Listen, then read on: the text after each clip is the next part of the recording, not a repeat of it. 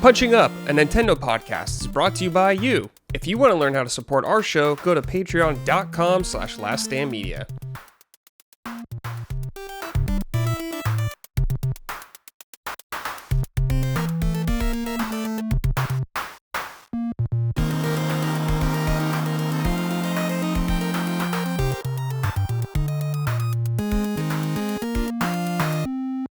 Hello everyone, welcome to episode 57 of Punching Up, Last Stand Media's weekly Nintendo podcast. I'm your host as always, Brad Ellison. Joining me, I have my lovely co-hosts. We're going to start with first, this time, Mrs. Micah Moriarty. Hello Micah, how are you? Wait, what do you mean this time? Sorry, I Micah. start with you sometimes. I switch off because I remember you did this before. It's gonna be me this time. And I was like, what the hell? Hey, you did this before. And I've started with you since after that. I rotate now. Okay. We need James Solar. I was here last week, though. So, well, I know I was going to get you your whole intro and all that stuff, but now you ruined it, Gene. anyways, commence. Yes. My apologies. It's not the only thing Gene ruined. I had an appointment today, Gene, but for you, my dear friend, for you, I canceled it. But all I'm going to say is we got like a Demi Moore situation going on around here. And it's going to be rectified I don't tomorrow. know what that means. You don't know what that means? No. Gene knows what it means. I don't, actually. What are you going to do? Become 60 years old and super hot still? Like, oh my God, no. You guys don't know about like Demi Moore's like prolific bush from like the 70s? Which she like, oh, it's a whole thing. It's a whole thing. Oh, I see what you're saying now. Okay. That is not even what I expected. Jesus Christ. What? Yeah, stand down. No, literally. Okay, whoa. I've been seeing these memes for like 10 years now about the Demi Moore's bush. You Google it, there's a million memes about it. You guys are online. What? I'm like over 40 years old. I don't even remember. Gene, well, here's the thing. So I would have more expected you to have seen her nude. Yeah, I mean, I watched. I would have more expected the 40-year-old man to have seen her nude. Yeah, no, I definitely have, but I don't remember You don't remember? I mean, look, I guess I'm happy with it. So you couldn't even see anything. Anyways. All right, like it was a problem. That's our Nintendo podcast. So. Yeah, welcome. Yeah, welcome to. I didn't intend to explain it so clearly. All right, man. Micah, we're often not on the places of the internet that you are. You go in a different realm. This is Facebook. Exactly. That's one realm I'm not in. That's Grandparents are on there. Yeah, you're in Boomer Book. Yeah. I am on Boomer Book. It's where all the best memes are, though. I'm in a skeleton meme group, dude. You wouldn't even know the type of stuff I have access to. I don't want to know. I'm in 3 Seinfeld groups, 2 Lord of the Rings groups. All right. There's so many memes out there, dude. Like, it's out of this world. Yeah, you're a meme addict. You are all about them. Well, that's the contest to win a grill that I mentioned on Constellation. The contest is to share your best barbecue meme. Oh. And so I'm really hoping I win that. I hope I picked one that the guy would like. You know, it's up to his personal discretion. It has to be his favorite of all the submissions. That's a fun contest. Yeah. Make me laugh. That's good. I like that. That's exactly. A good contest. All right. Also, hey, our other guy. Hey, it's Gene. He's back. He was busy in New York City last week on the ground doing coverage of the Nintendo Switch 2. We missed you, Gene, but we're happy to have you back. But we did do a little one-on-one, you and me. Went over your impressions, which was a lot of fun. But you're back in the proper punching up full, Gene. How are you doing? Good. Yeah, that was an exhausting week. But I seem to be... it seems that people really enjoyed that episode. And it seems like people were kind of surprised that I kind of phoned in from a hotel room in there. I was actually surprised at the quality of the video. Like, so people are like, "Oh my God, Gene brought a really good webcam." I didn't. I just used my iPad. Yeah. That was the iPad. Did you use the iPad mic too? No. I was using the lav mic. Hopefully that should have, like, I know it sounded kind of like, deep or whatever like that, but like hopefully it sounded okay. It was very good. I watched the whole video. You guys did a great job, but I was like, wow, you sound great. The picture was great. No, everything about this, I was like, this is practically on par with just our normal quality here. Yeah. Just using a $30 mic and an iPad Pro. So iPad Pro, so the camera is like a little bit better, but it's like the old M1 iPad from like 2020. So yeah, pretty old already. But yeah, so. Guys, Gene is an actual journalist, so yeah, he does stuff like that occasionally. Yeah, he's on the every once the in a while I scene. can phone in. Yeah, and Yeah, so I even did I hit at CBS News. Yep, my first national news hit in studio, which was fun. That's cool. And yeah, people saw like, wow, Gene is really good in this environment, and like I mentioned this on Reddit, but like that's where my habits of active listening come from. Like some people complain about like the fact that when I do these podcasts, I'm always like,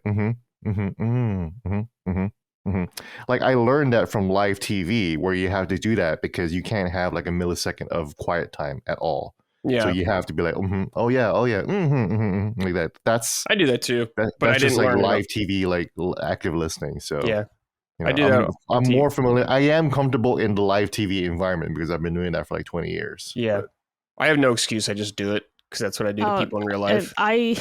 They taught us that as Jehovah's Witnesses, as part of like your field service training is literally like sales techniques, essentially, if you break it down. And that was a big part of it. The difference, though, is just that I'm very shy and try to make as little noise as possible.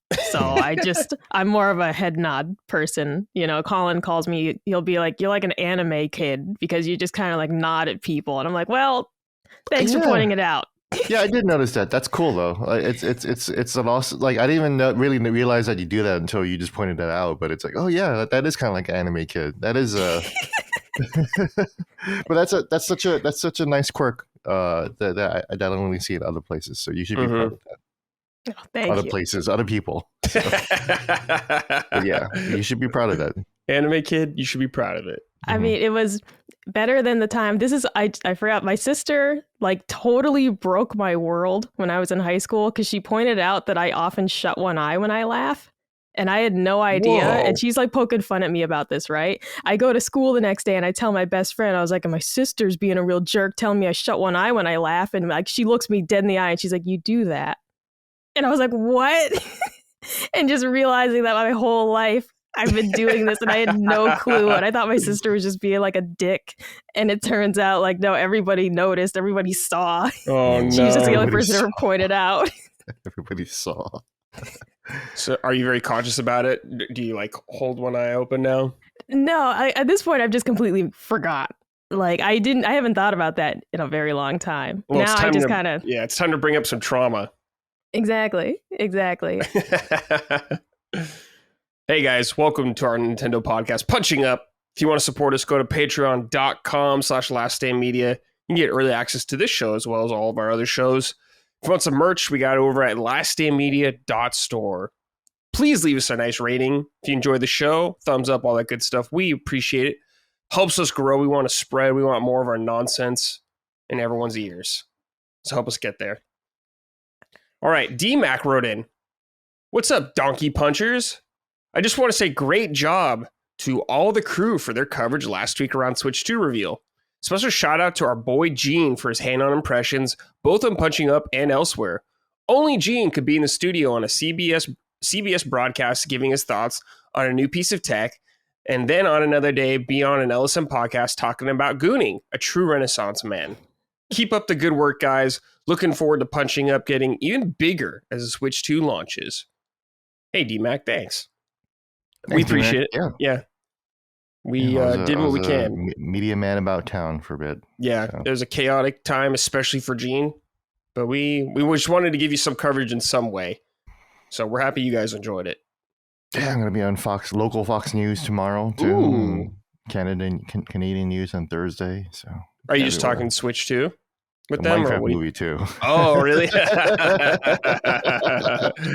Okay, awesome. The other huge video game news. I don't know if you want to talk about that later. Yeah, we could talk about it a little bit later. Sure. Yeah, we could just talk about in the what we're playing section or whatever. Yeah, because I actually haven't been playing much, so it'll definitely be what I'm watching. Yeah, that's totally fine. Probably. Yeah. Let's see here. Luis Herrera wrote in. This question is for Gene. How do you feel about the press event itself, specifically the appearance from Doug Bowser and the lead system architects? Are you still feeling the same Nintendo charm, or did it leave you yearning for your Halicon days of Reggie halcyon days of Reggie, Iwata, and Miyamoto. That's a tough word. And regular interviews and being in front and center. That's so how did I feel about the press event itself? It was cool. It really, really felt like a mini E3. Mm-hmm. I don't know what Summer Game Fest is like, but I hear that it's kind of it's like mini E3, yeah. Like, but a little ghetto. I don't know. Yeah, sure. Maybe I should have used a different word, but no. I know what you're saying. Yeah.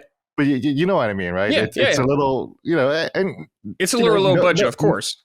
No insult against Jeff, right? But I'm just saying, like, Jeff obviously knows how to put together an amazing event. I'm just saying that it's a little smaller scale, or like that people might expect. That's what I meant to say. Yeah, it is. This is Nintendo like going all out.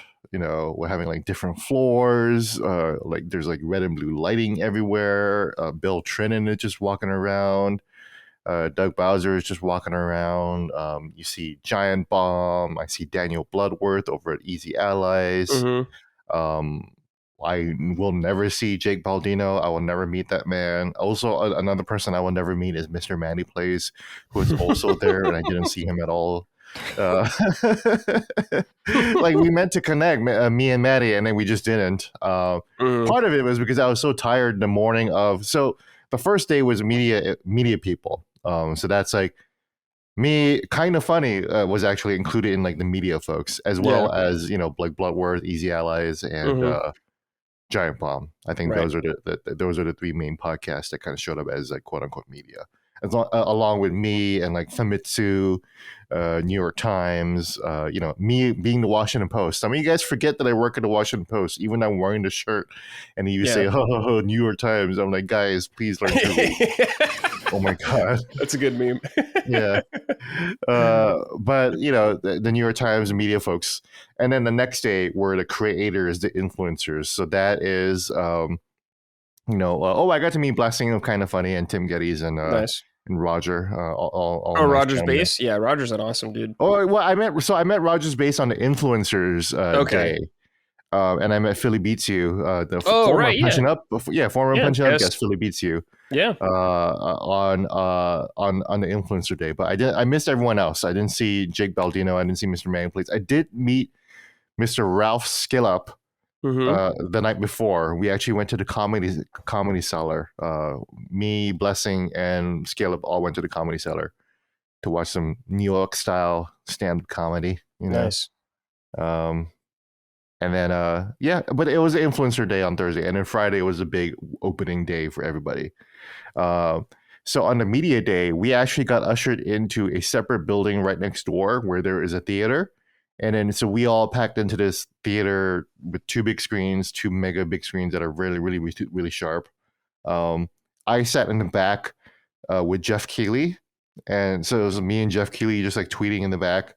Doug Bowser was watching both of us for some reason.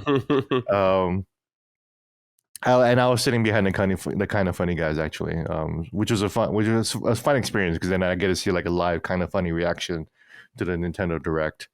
And and the appearances from Doug Bowser, like Doug and I go way back, him and I have been talking for a couple of years. So, seeing Doug is always nice, for me personally, he's a good guy and it's always good to see him. And, I'm always grateful for him to give me an opportunity to interview him. And so I interviewed him, and it came out yesterday, where I have a piece about him talking about, explaining the philosophy behind charging $80 for Mario. Oh, really? Okay. So he says, we're going to get into that as a news thing. Oh yeah. So we'll get into that then. Yeah. And then the lead system architects, who are new guys. They're not really new guys. They've been working since at Nintendo since like 1997, like 2003, that kind of stuff. But they're new faces, right? And they're kind of like part of like the next generation of Nintendo creators. But they're very soft spoken, so it's definitely, as you say, a different kind of Nintendo charm than the halcyon days of Reggie, Iwata, and Miyamoto being active. Miyamoto's getting older, man. So yeah. Can't be as active. And, rest in peace, Iwata, and Reggie's getting older and he's kind of out of the game. So, the company definitely tightened up. in ways that similar to Sony, honestly. Like Sony kind of like tightened up too. They're not really quite as chatty. They'll come on with a state of play here and there, a Neil Druckmann / Alex Garland interview here and there. But Hiroki Totoki and Herman Hulst are barely saying anything these days, right? That's what Bowser is. That's what Nintendo is now too. Both of these companies realize the benefits of shutting the fuck up, mostly. Yeah. And just not saying too much, because you think about Xbox and Phil Spencer, and as a journalist, we love the quote unquote transparency, or at least the access that Microsoft would give us, right? And I think that's kind of a storyline. Be like, oh my god, and Phil Spencer's always giving me access, so he's always trying to like buy influence. But it's like, because it's nice to have that, to always be to have a Phil Spencer or a Matt Booty or whatever, or Sarah Bond always chatting up with you in your podcast or on your different shows and going on live shows and everything like that. But look at the amount of news cycles it creates all the time. Yeah. And Nintendo and Sony both seem to have an opposite goal, and to not be in as many news cycles as Xbox, basically. Yeah. So that's what it is. I mean, if you want the old Nintendo charm back, especially in this day and age of social media and 24/7 like information engagement, I don't think that's going to happen. I think they're trying to avoid that. Yeah. I think that back then in the 2008 era, it was like a nice balance of like engagement in social media and live streaming and everything like that. But now everyone's live streaming. Everyone has an opinion. Everyone, like obviously today with the prices and everything like that, like people getting the $90 thing wrong and everything, it's like there's so much misinformation. Regarding the $90 thing, like Nintendo could have been more communicative, Yes. and kind of like more declarative in their pricing. Obviously, the pricing issue is up in the air, at least here in the United States now, as we'll get into. But I mean, yeah, that's a long answer to say, yeah, we're not going to get those days back, basically. Right, yeah. Times have changed. It's a different time right now. So. Yeah, we're in a different era right now, as you said. So we shall see. I'm okay with change. Things change over time. But yeah, it's just Nintendo's a very quiet company right now. For better or for worse. That's just the way it is. Mm-hmm. Okay, guys. Switch 2. Pre-orders. Shit, wrong tab. Are delayed here in the North America, not just United States. It was also announced today that Canada's pre-orders are also delayed. First of all, I just want to get your thoughts on this. Micah, how you feeling about this? I mean, I'm concerned that this will mean they're coming back with a higher price, and just waiting to see what that's going to be, if so. I was happy that they've said the release date will remain unchanged, but yeah, it sucks to just have so much uncertainty right now and to just not even know when we're going to be able to order this thing, knowing that Europe already has their pre-orders happening. So it just mostly just feels left out right now. Like, man, I want to have my pre-order secured. I want to be part of the gang, but yeah, I'm concerned about how much more expensive it could potentially be. Mm-hmm. Gene, how are you feeling? I mean, can't really say it much better myself. That's exactly how I feel. Yeah. Yeah, it was shocking to still be in. Was I still? I was not still in New York. I came back, and then like all this stuff happened on Saturday, right? When they were pulling the pre-orders. Yeah. But I was so tired, I just kind of slept through the whole day, and then when I woke up at like 12 o'clock. Yeah. And the next day, like all of that stuff happened, and I was like, and then I tweeted, "Oh my god, what a shit show!" Yeah, absolutely. Indeed, what a shit show! I can't believe it. I've never seen anything like this. Yeah, it is crazy. And I have to, I don't want to say I feel sorry for a corporation, but man, like I have to imagine that I feel sorry for the people who have to deal with that. Yeah, basically. Yeah, absolutely. Yeah. Including us, like we're all having to deal with it too, So I mean, this is a very unfortunate reality of if Switch 2 had been on track to come out last year, then they could have missed this whole first wave of this issue, and maybe they would have seen a price hike later, but who knows how many they could have imported by the time the tariffs hit and all that. but instead, for whatever reason this took so long to get Switch 2 onto the market, now they have just accidentally coincided with this tariff hike. Right. And it's like, man, if you guys had actually just come out with this thing in 2024, you would have had a year of sales by now, and however many you could, shuttle over here before that hits. Yeah. Let me read this from the Snack Squatch right here. Hey guys, I know the tariffs will be a topic of discussion. I find it hard to believe that Nintendo went into this direct with the price for the system and games and didn't take these tariffs or potential tariffs into consideration beforehand. They've been planning this for months, and I find it very hard to believe they were taken off guard by this. With that said, Vietnam and Taiwan are in talks to drop the tariffs to 0%. If this happens, Nintendo would have nothing to worry about with US pre-orders. When do you think we will get a statement from them addressing anything related to this? Sorry for the political topic. Thanks for all you do. It's fine. It's just the reality of the situation. Yeah. Yeah, I was surprised by this because I was like, you guys didn't prepare for this? Like, what was your plan for this? You guys knew this was coming. So I am just kind of surprised. They're like a day or two after they announced it, they're like, oh, but you know what? We're going to delay this a little bit. It's like, okay, we knew this was coming though. Like, why didn't you take that in consideration and all that kind of stuff? It seems very strange to me, but I don't work at the company. I don't know. Yeah. Also, the whole 0% thing isn't happening. So. Oh, it's not happening now? At least right now. Yeah. I mean, it still could because they haven't had the talks yet. Yeah, but they've already had the talks, and US was like, no. So. With Vietnam or who specifically? With Vietnam. Okay. Yeah. I'll have to look. Yeah, I haven't looked into like what's going on. It's a day by day thing, so it's hard. It's a day by day thing, and who knows? Like Trump could just change his mind again. So I mean, that's why they couldn't. I mean, you would hope that they did, but they didn't because the tariffs were way worse than you'd expect. So the 449 is part of that consideration, and then it just got worse. That's what it is, It just got worse, like out of nowhere, all of a sudden, Yeah, we have a thing about Nintendo not factoring that into the Switch 2 price. We'll get into later, which is interesting that they said.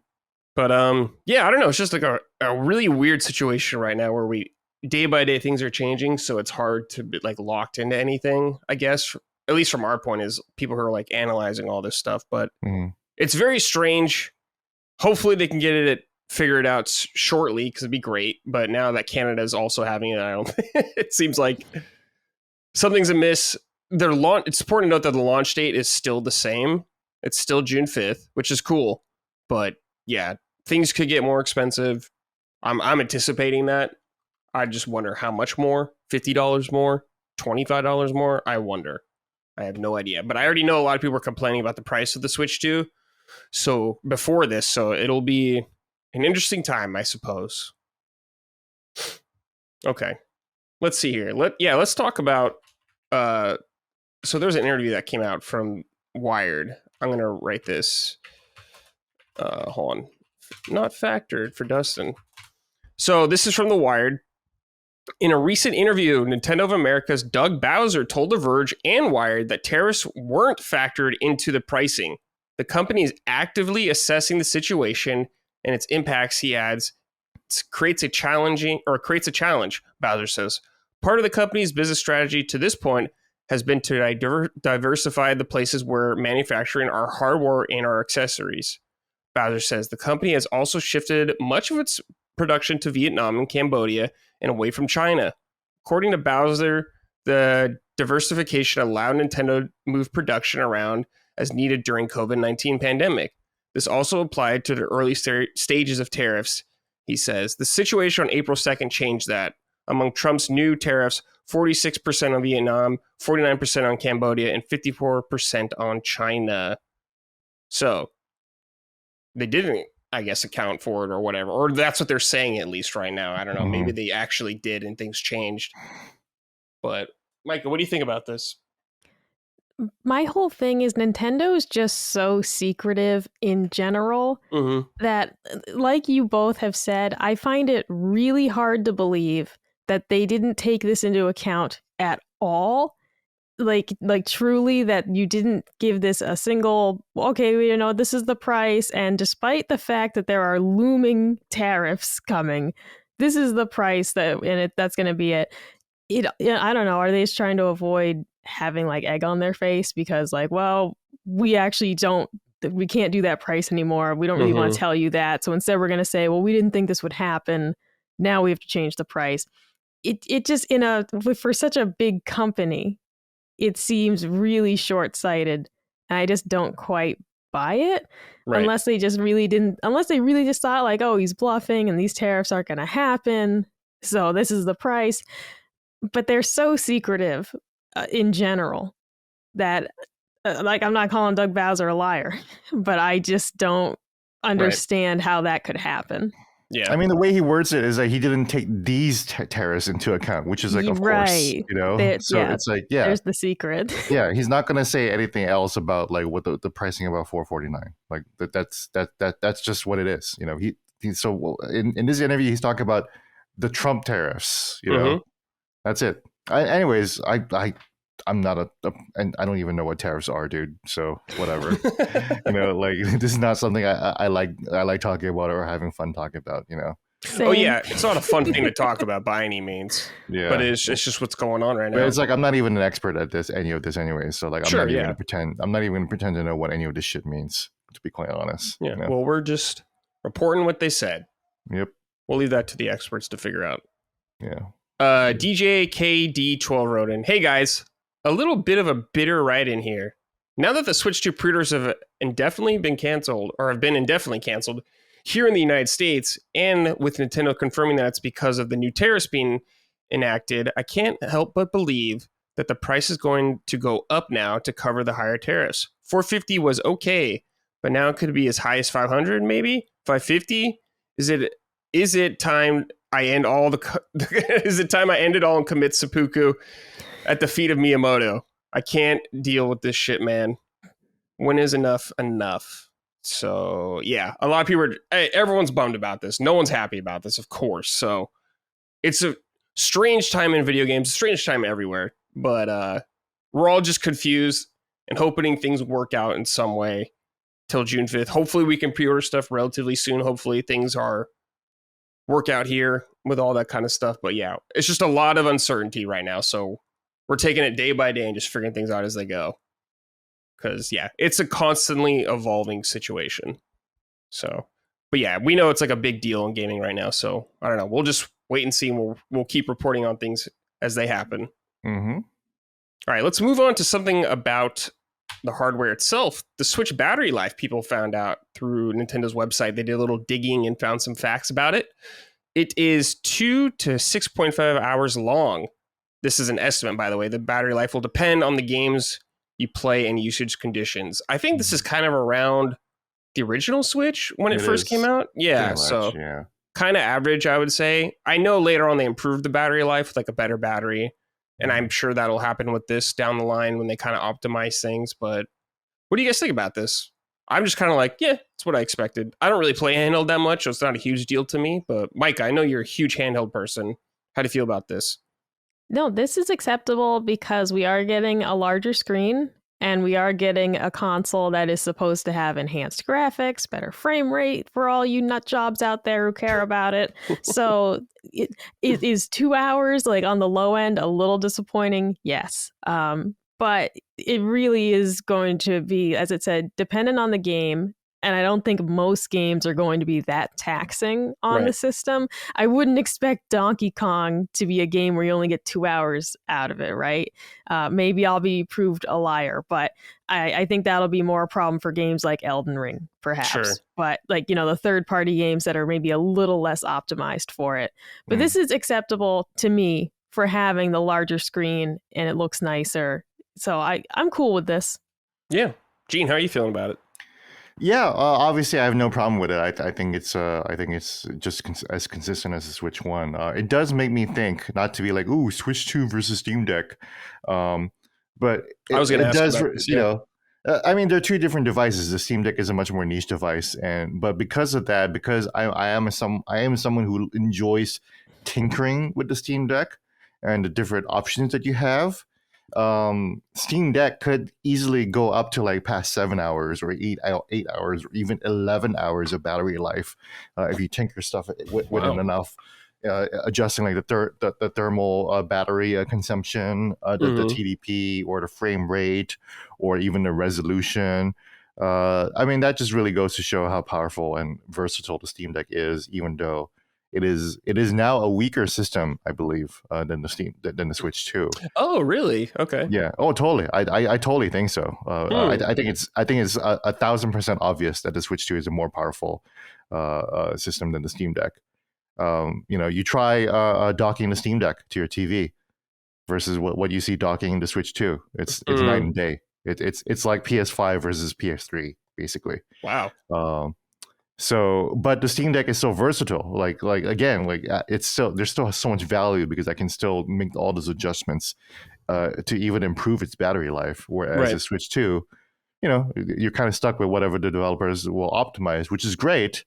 That's the other advantage of having a Switch 2. I'm trying to play Final Fantasy 16 on my Steam Deck, and it runs like absolute ass. But if they ever make a Final Fantasy 16 for Switch 2, you know that at least there's going to be some effort to optimize it and make it run a little better and actually work good, as opposed to me forcing Final Fantasy 16 down the Steam Deck's throat. Yeah. Look, damn it, work. Yeah. Just take it. Oh. Yeah. Ew. Man, that's funny. Sorry, I don't know why I just get like that sometimes. No, that's okay. That's what people love the show. You had to hold it all in when you're on the news. All right. Yeah, exactly. Now you're here. Yeah, you can. Yeah. They're totally fucking us on these tariffs, man. I can't say that. Yeah. Oh man. But yeah, 2 to 6.5 hours seems okay to me. I never play handheld. The only time I do is if I'm traveling. And I feel like most planes have an outlet nowadays or something like that on them, or at least newer planes, I guess, do. So I don't know. Yeah, on the train ride to New York City, I actually played a good bunch of Xenoblade Chronicles 1, and I just plugged in my Switch and, had no problem with battery because I was just plugged in. Nice. Hell yeah. Love that. That's good shit. All right. Let's move on to something that only bums me out. Switch 2 won't have achievements. Actually, this could bum everyone out. Or eShop music. Did you just clap, Micah? I'm clapping. No, Colin said last night, he's like, the Switch 2 won't have achievements. I was like, we won. We did it. We did win. Me and Mike are happy. Me and Mike are happy. Let me read this from Polygon right here. Switch 2 won't be joining the Xbox and PlayStation consoles with its own system-wide achievements, Nintendo confirmed to Polygon in a recent interview. When we asked Vice President of Player and Product Explorer Bill Trennan if we can expect achievements, he gave a pretty clear answer. Nope. Just like on Switch 1, it'll be up to game developers to implement them in their own way. Ubisoft games, for example, have their own achievement system tied to Ubisoft Connect. When you earn them, they won't show up on your Nintendo profile, and that's not going to change with Switch 2. But even though a traditional achievement system won't exist, Nintendo is still experimenting with some achievement-like system in the Switch 2 version, Legend of Zelda Breath of the Wild and Tears of the Kingdom. Both games will let you earn medals on the Nintendo Switch phone app when you do things like travel a long distance or collect a large number of rupees. Those will be tracked inside the Zelda Notes part of the app, and you'll be able to see how you compare it against other players around the world. That's about as close you're going to get to achievements on Switch 2. Nintendo isn't going to reward you for finishing the first place as the cow in Mario Kart World. That'll be on you to celebrate when Switch 2 releases in June. It's like, okay, so this is what really annoys me. It's like Nintendo does the stupidest quarter, half step kind of thing with an achievement system. We're like, yeah, we're kind of above that. We're above doing achievements, but you know what? We're going to make you use your fucking phone to do achievements. That's where we're going to do our achievements. Just because we're Nintendo and we just can't do something if it works, we got to put our own little dumb spin on it every fucking time. So that's why Nintendo's doing it on the apps. I'm going to check that out, though, just to see, because that's the closest we're going to get, and I've accepted that a long time ago, but it still pisses me off. You're stupid, Nintendo, and I won't forgive you. Micah, you're thrilled about this, though. Oh, it's wild to see Brad being the angry one for once. Yeah, I really do I don't want this over here. I am totally fine with the games that have their own like internal achievement system and it pops up and it's like, hey, you walked 10 miles in game. Like, all right, that's cool. But I just don't want to be an achievement hunter anymore. Like when I was playing Kingdom Come Deliverance 2 on Xbox, I had those little urges to be like, oh, I could go for that achievement. And I did a couple random ones, but I was just like, dude, I don't want to do all these, you know? And some of those achievements are really difficult. And it's like, I'm not going to get the 1,000. I just don't want to, man. And there is a level of like serenity on Switch to say, oh, you played through a whole Tales game and you didn't end up with like 5% completion like you would on PlayStation because you only unlocked one trophy the whole fucking time. I can't stand that shit. They'll put so many missable trophies and achievements in some of these games. You have to go through a walkthrough and like ruin the whole experience just to get a couple of them. So I just enjoy that on Nintendo. I don't have to worry about that. That's a game developer problem, not an achievement problem. That's on their end for doing shitty achievements. It is, but that's like, that really is so much of what you get. I mean, the other major thing I can't stand on Xbox is when they have achievements that like end in weird numbers. Like it'll be like, oh, so like 11 points and it fucks up your gamer score unless you get like the full 1,000 essentially. Like I can't stand when they do that achievements shit. are way worse than trophies. They should have done something more like trophies. Achievements are for boomers and outdated. Trophies are way better. You don't got a platinum equivalent. At 1,000 out of 1,000 is not even close to the platinum feeling. 1,000 out of 1,000 is way better than platinum. It's not. Like it's I'll for stand losers. On that all day. No, grow up.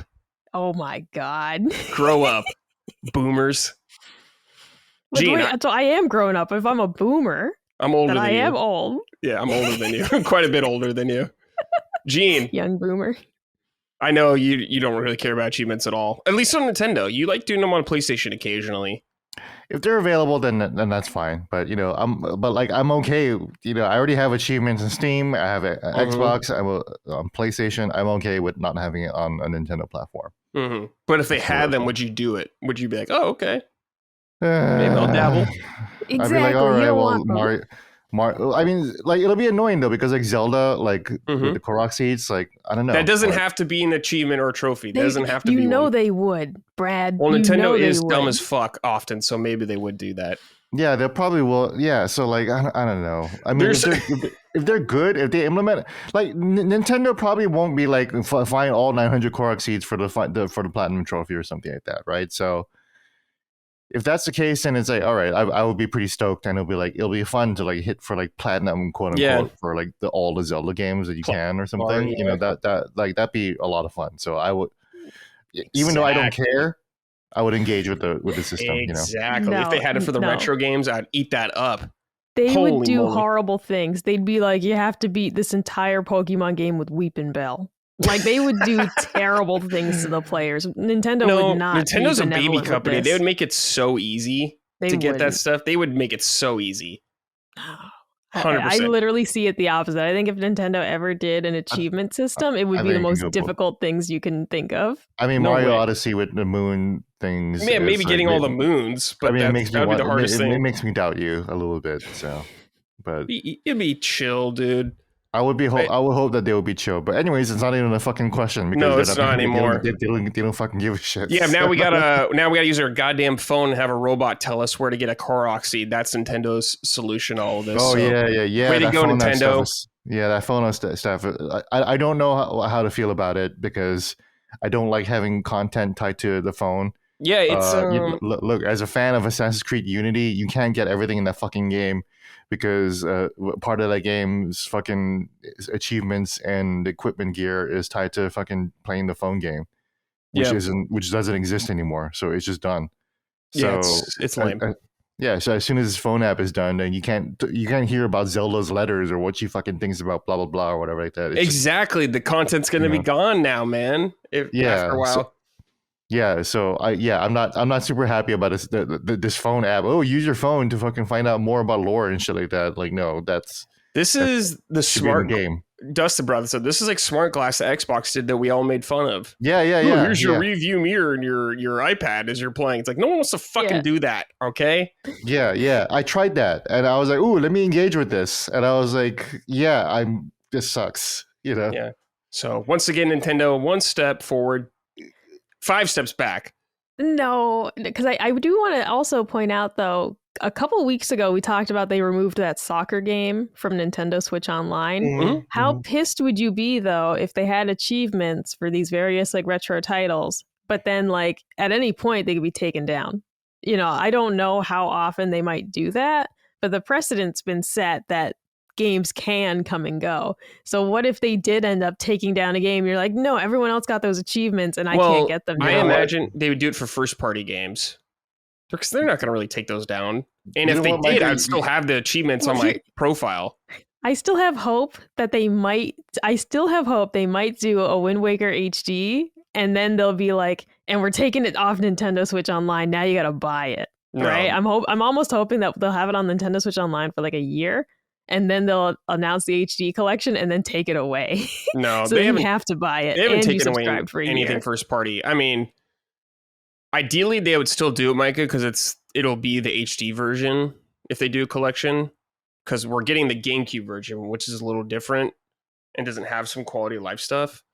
But that's how I could see it. I could never see them taking away first party from their service unless they stop the service itself. Mm-hmm. That's the thing. I can only see it because they want you to buy it. They want you to double dip. You subscribe it doesn't for a feel like they year want to you get to the buy GameCube thing. No, but that's what I'm saying is like they want you to subscribe right now.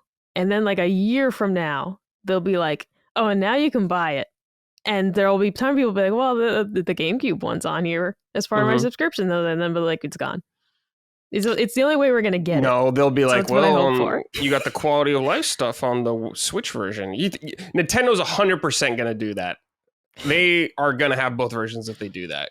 But they'll put maybe Twilight Princess on GameCube thing later on, then do the HD version. They're like, well, it has widescreen now and some better textures. There you go. Mm-hmm.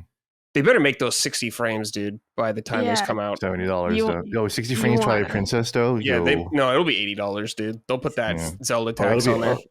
At least $80 for both games. Like, at least 80. At least 80 for both games. Like if it comes with both games and it's $80, fine. I'll fucking take that. $40 each. You know that. That makes sense. They'll do one game each for $80. Fuck. That would suck ass. They're like, oh, it's 60 frames now. $80, bitch. It's like, all right. Look at these HD mid nitties over here. It's like, all right. All right. Yeah, all right. Well, okay. Well. Minna later on, yeah. Yeah, Micah brings up great points. She's making good points here. So. But you also bring up a good point about like you made me think about Nintendo bringing out achievements or whatever like that. You know what? They probably see that even putting achievements costs money, so they're like, why even bother? You know, like why even like have like this extra server costs to like track people's stupid shit? You know, sure. Like no. And it's like, oh, you want to switch to be $475? You know, like fine. Here's that would be such a stupid thing for them to actually say. Here, we spent money on Wii U for you to draw Splatoon kid dicks or whatever the fuck that people were drawing on there, where you can't track your achievements. They probably realize how expensive that is to upload the Miiverse. That's why they took that shit down. You know, they're so dumb, dude. They charge you for an online service already, man. This all ties in, though, to what we discussed in regards to like the welcome experience being something you pay for. And, you know, people pointing out that it's like part of what Reggie did for Nintendo was giving them the more American perspective of this, you know, something should be given to the customer. Right. Whereas their cultural idea is, no, someone worked on this. It should be paid for. And it's like, and that's kind of now without Reggie seems like where it, like just the direction it's going. And you might be right, Brad. That's like this might just be like too expensive for them to implement. And they're like, you have to pay for I mean, that's why NSO is cheaper than Xbox and PlayStation probably because we just don't have achievements. So it's like, oh well, it's just $20 a year then instead of 50 or 70. They put them in their own fucking games though. They put the effort and put them in their games. I'm dead ass serious. I feel like this is something like the welcome experience where they'd be like, well, all right, if you want achievements, it's another $5 a month because someone $5 a month for achievements. I'm not actually saying that's the exact price. I'm just saying like they have this kind of like cultural thing of like, look, someone worked on this welcome experience that kind of looks like a little PowerPoint presentation. but you got to pay $10 for it. Yeah, and anyone else would have given you that for free. Exactly. So they'll be like, someone worked on this achievement experience, so you should pay for it. Dude, right? Because which we technically are on PlayStation and Xbox, because we are paying 50 or 70 expensive. Or whatever bucks like a year for that, right? We were paying for price. Online before there was even achievements. Well, I mean, Steam Xbox is free though. That's Steam, the issue. Course, is that Steam achievements are just free, right? Well, Xbox did it, then everyone's like, well, why shouldn't we do it? So we have an Xbox thing for that. Thanks, Xbox. Yeah. You fucked us. Yeah, Xbox started that whole trend anyways, right? So yeah, it was Xbox. PS3 was free. It wasn't until PS4. But that's true. PS3 was free. Mm-hmm. Damn. But it sucked, and nobody wanted to play games over there. Yeah, it wasn't as good. Yeah, it wasn't as good. That's true. That's true. But it did have trophies. All right. It did have trophies. That's true. I'm bummed about there being no eShop music. What do you guys think about that? Yeah, man. Yeah, I mean, how much fucking like power does the I get that they were trying to make the OS like as smooth as possible. Mm-hmm. But how much fucking power does it really take to have it doesn't like a cool Diddy? It fucking doesn't. Man, they were doing it on Wii, man. Yeah. It's like, come on, Nintendo. That's some of your charm that we all love. People still love the Wii Shop music all these years later. Yeah. No, I mean, this is a disappointment. And it makes me a little concerned because, like, we've talked about it before. The eShop right now is so laggy and just awful to interface with. And this makes me say, is there a reason why they couldn't do it? Did they try to put music on it? And they're like, well, the music skips every 10 seconds. So it's a little more obvious. And it's like, I don't know, man. That makes me... Maybe they do just want to say, on Switch, we had this, like, bare bones, UI for people. We're keeping that. And okay, but I hope that it's not indicative of, actually, like, if we put music on this, it makes it more obvious how janky it is. Because I had to open up the eShop a couple days ago to, re-download a game. And it's like, dude, this sucks. It takes forever to open. You click on search. That takes several seconds to load. And imagine a little song playing in the background and just keep skipping. That would be... it's just going to make it worse. Well, that was developers... We're really, really adamant about making the eShop experience move faster. It was clear that they hated it too. Yeah, so, everyone hated it. Can you imagine if that was the case? Actually, they're like, "Hey, we can't get it to run right. It's too laggy." I'm like, "You're fucking Nintendo. Figure it out." Like, please. Good lord, please figure it out. You're not some startup company, okay? Yeah. Making your first online shop. It's like, fucking figure it out, Nintendo. It's comical because it's like, dude, the Wegmans app runs better than the Nintendo eShop. All right. Like I have a more quality experience online shopping with Wegmans than I do with Nintendo. And it's just weird. Depressing. Yeah, it's depressing. Yeah. It shouldn't be like that. Get a song on there, Nintendo. Come on, man. Yeah. Get a song in there, man. Get a song in there. Get some themes on there or something, for God's sakes. Yeah. It's like when the Wii U had shit that you didn't, dude, I get depressed. They'll charge you for it. No. That's fine. It'll be another add-on. You have to be a Nintendo Switch Online member expansion to pass get the shop music. Yeah. Yeah. That's $5 more a year for that little jingle. And if you want achievements, it's $20 more a year. So pay up, bitch. All right. Let's talk about Nintendo and $80 games. So this is from an interview with IGN. In a recent interview with IGN, Bill Trinen insisted that Mario Kart World would justify its $80 price tag and pointed to the upcoming Mario Kart World Direct, where we will learn more about the game. Quote, Mario Kart World, I think especially as you see from the Nintendo Direct, not to give you any hints on it or anything, but I did read your article this morning, and I think you had mentioned that you didn't find a lot to discover when roaming around. So I would say tune into our Mario Kart Direct to see what maybe you'll be able to find about that. But honestly, this game is so big and so vast, you will find so many little things in it to discover, and there's still some other secrets remaining that I think as people end up buying and playing the game, they're going to find this and be probably the richest Mario Kart experience they've ever had. End quote. When asked about other games like Tears of the Kingdom, Switch 2 versions being $80, Trennan said, well, again, what I would just say is that we just look at each individual game and we look at the content and the value of the game. And then we say, what is the right price for the value of this entertainment? end quote again. But I think overall general approach is really just to focus on what the content and what the value, what's appropriate price based on that.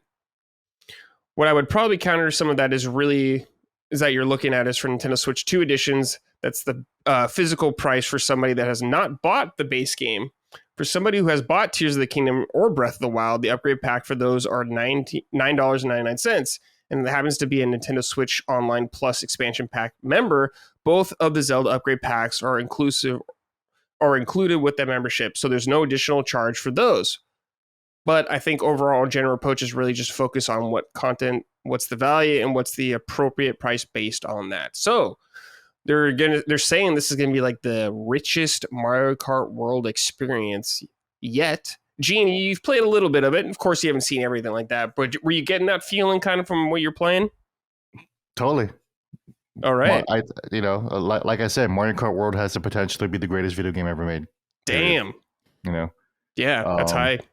Yeah, it's amazing. So, as Trinan says, there wasn't much to explore, but you have to imagine that there are. Like the version we played in Mario Kart World, I tried to press the home button on the Switch 2. Like while I was playing Mario Kart World, it wouldn't work. Like right. These Switch 2s are locked into like one thing in Mario Kart World. They were really, really like guardrailed experiences. So, obviously we're going to find out more in the Mario Kart Direct. Mario Kart Direct ends up showing, hey, there ain't shit to do. Then yeah, obviously this is not going to be an $80 worth game. But, from what I played, and again, this is like the lands between of Mario Kart. This is the Zelda Hyrule Breath of the Wild of Mario Kart.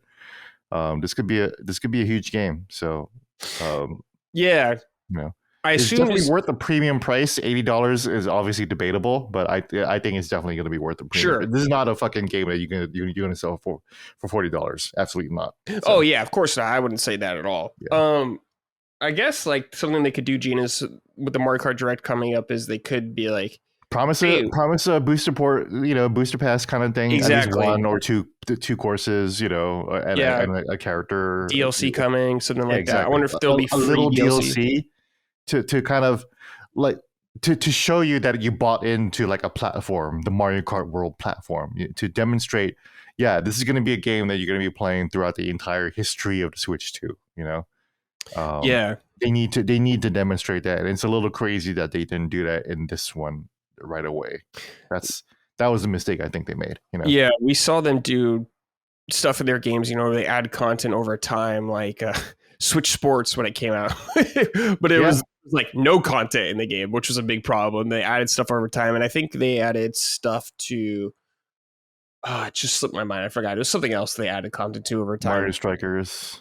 Maybe that, yeah, and Mario Golf. I think they did kind of add content over time. But Alarmo. They keep adding to your little Alarmo. Yeah. I mean, they're really good about fucking updating Alarmo. So they should, again, they should have come out of the gate and says, hey, Mario Kart World is a platform. Yeah, I guess that was just kind of what we were talking about earlier. Just kind of some of the frustration about the communication from them. Mm-hmm. We just kind of wish they were a little more clear. Maybe it'll I'm hoping after the Direct, like they're saying, it's all going to make sense, and we're like, oh, okay, yeah. So can I quote my article on? Yeah, absolutely. Yeah, Gene, you also interviewed them. Yeah, so I interviewed Bowser, and he says, in regards to Donkey Kong Bonanza being $70 and Mario Kart World being $80, he says, quote, "What you see right there is variable pricing. We look at each game, really look at the development that's gone into the game, the breadth and depth of gameplay, if you will, the durability over time, and the repeatability of gameplay experiences. Those are all factors, and there's many more that go into consideration of what is the right price point for the game. So I think you can anticipate that there will be variable pricing, and we haven't set a benchmark." Haven't set a benchmark, so I guess technically that could mean things could get more expensive. Perhaps you would hope that the flexibility would go downwards. Yeah, I know. I hope, dude. I hope. I hope, but I don't know. Hey, Link's Awakening remake. We know that we charged $60 for that last time, but maybe like $50 this time, right? Or WarioWare, here's $40, or $10 for Welcome Tour, which I guess we can talk about later or now. Yeah. But that's something we talk about later. The scary part is like, it could be Zelda is $90 now, or God forbid $100. Yeah, I could see that, Gene. Like the next big Zelda game, the mainline Zelda, 3D Zelda, they're like, yeah, it's worth $90. Mm-hmm. And it's like, I'm not going to doubt the amount of content they put in the game. I didn't buy Tears. 1,800 Korok seeds. Oh my God, Jesus. Just make them easier to see or easier to find then if you do that many. Sure. But it's with Tears of the Kingdom. It was $70. It's the only $70 Switch game. And I played it and I wasn't like, well, that wasn't worth $70. There wasn't enough content in that game. The game has a massive amount of content. Mm-hmm. So, but I guess, with Mario, we need to see the Direct for everything to kind of We do need to see the Direct. I have faith that it'll be great. And from what I played, it already is great. Mm-hmm. But if the Direct ends up does not addressing there's not much else to do in the world, then that'll be a problem. That'll be a huge problem, I think. Here, find these in-game achievements. That'll be the thing they show. Yeah. But there's no server costs to keep up with them. That's the thing, Yeah.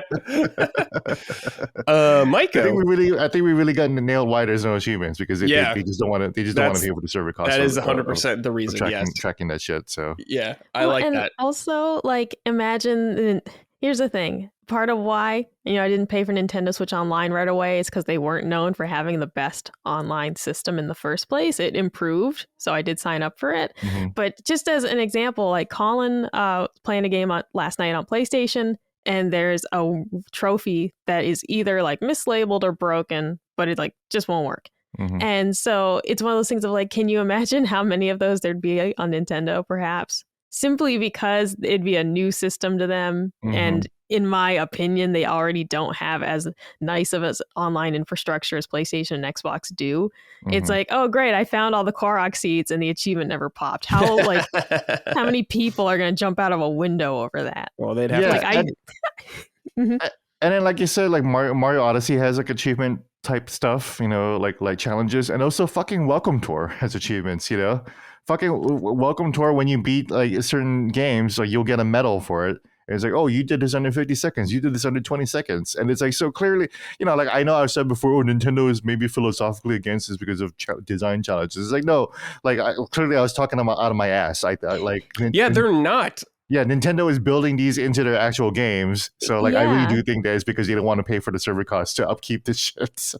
It's in Xenoblade Chronicles X. Xenoblade Chronicles X, Xenoblade Chronicles X has the craziest achievement system, right? There's a lot of them. Yeah, there's over 200 achievements in Xenoblade Chronicles X. I know because I have almost every single one of them, So Xenoblade Chronicles X, yes, I'm glad that you're reminding me of that. That's what made me realize. I've been talking out of my ass when it comes to achievements in Nintendo. Nintendo clearly doesn't give a shit. They know how achievements can be engaging and interesting. They just don't want to do it for their online system. Yeah, God forbid you have a unified account with all that just nicely laid out.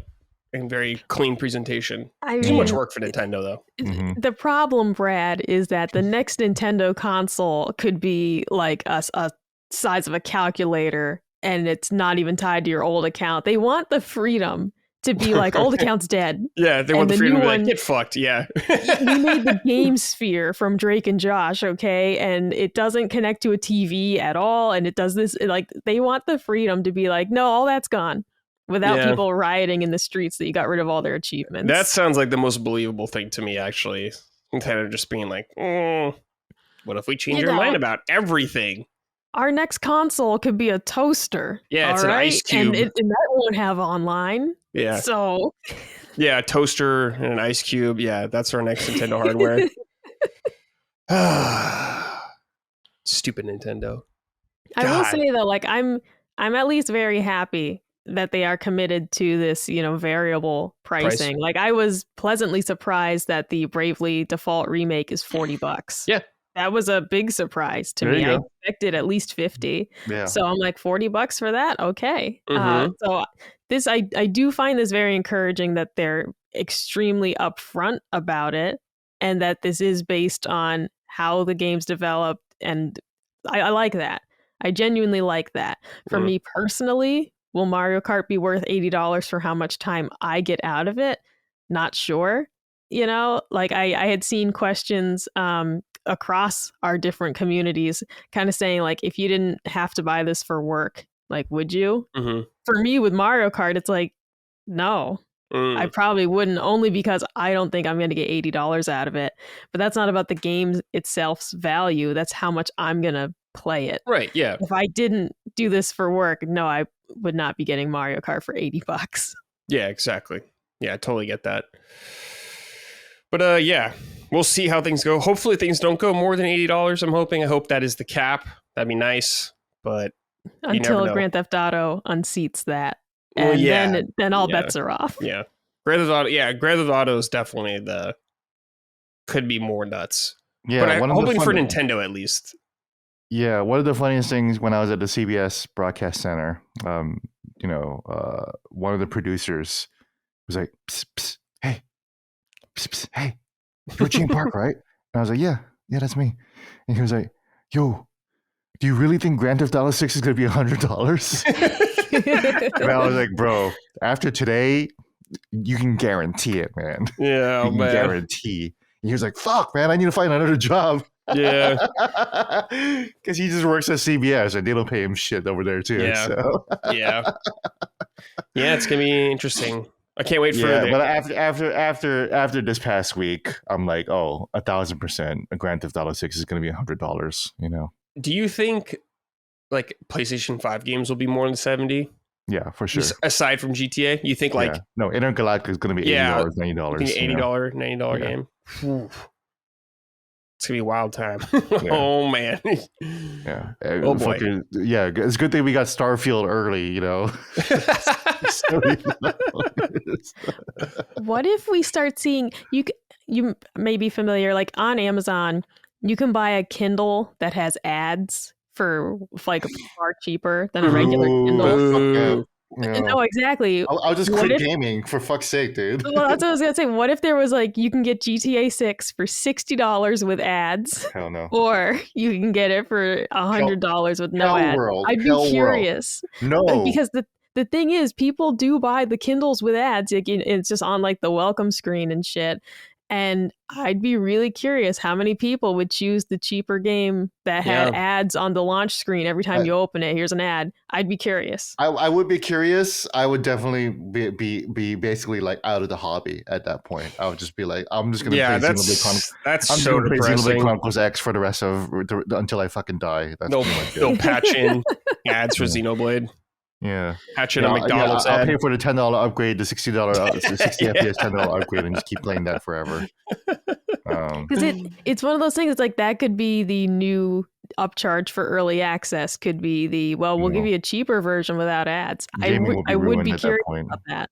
Gaming would be ruined at that point, unless it's like ads like in the background. You know, like if it's just like a billboard, like in Grand Theft Auto, as opposed to like Crazy Taxi. With the ads, how they did ads in that game. Like if it's like Death Stranding, like, you know, like he's drinking Monster Energy drinks instead of like regular generic drinks, then I'll totally buy into that. That's okay.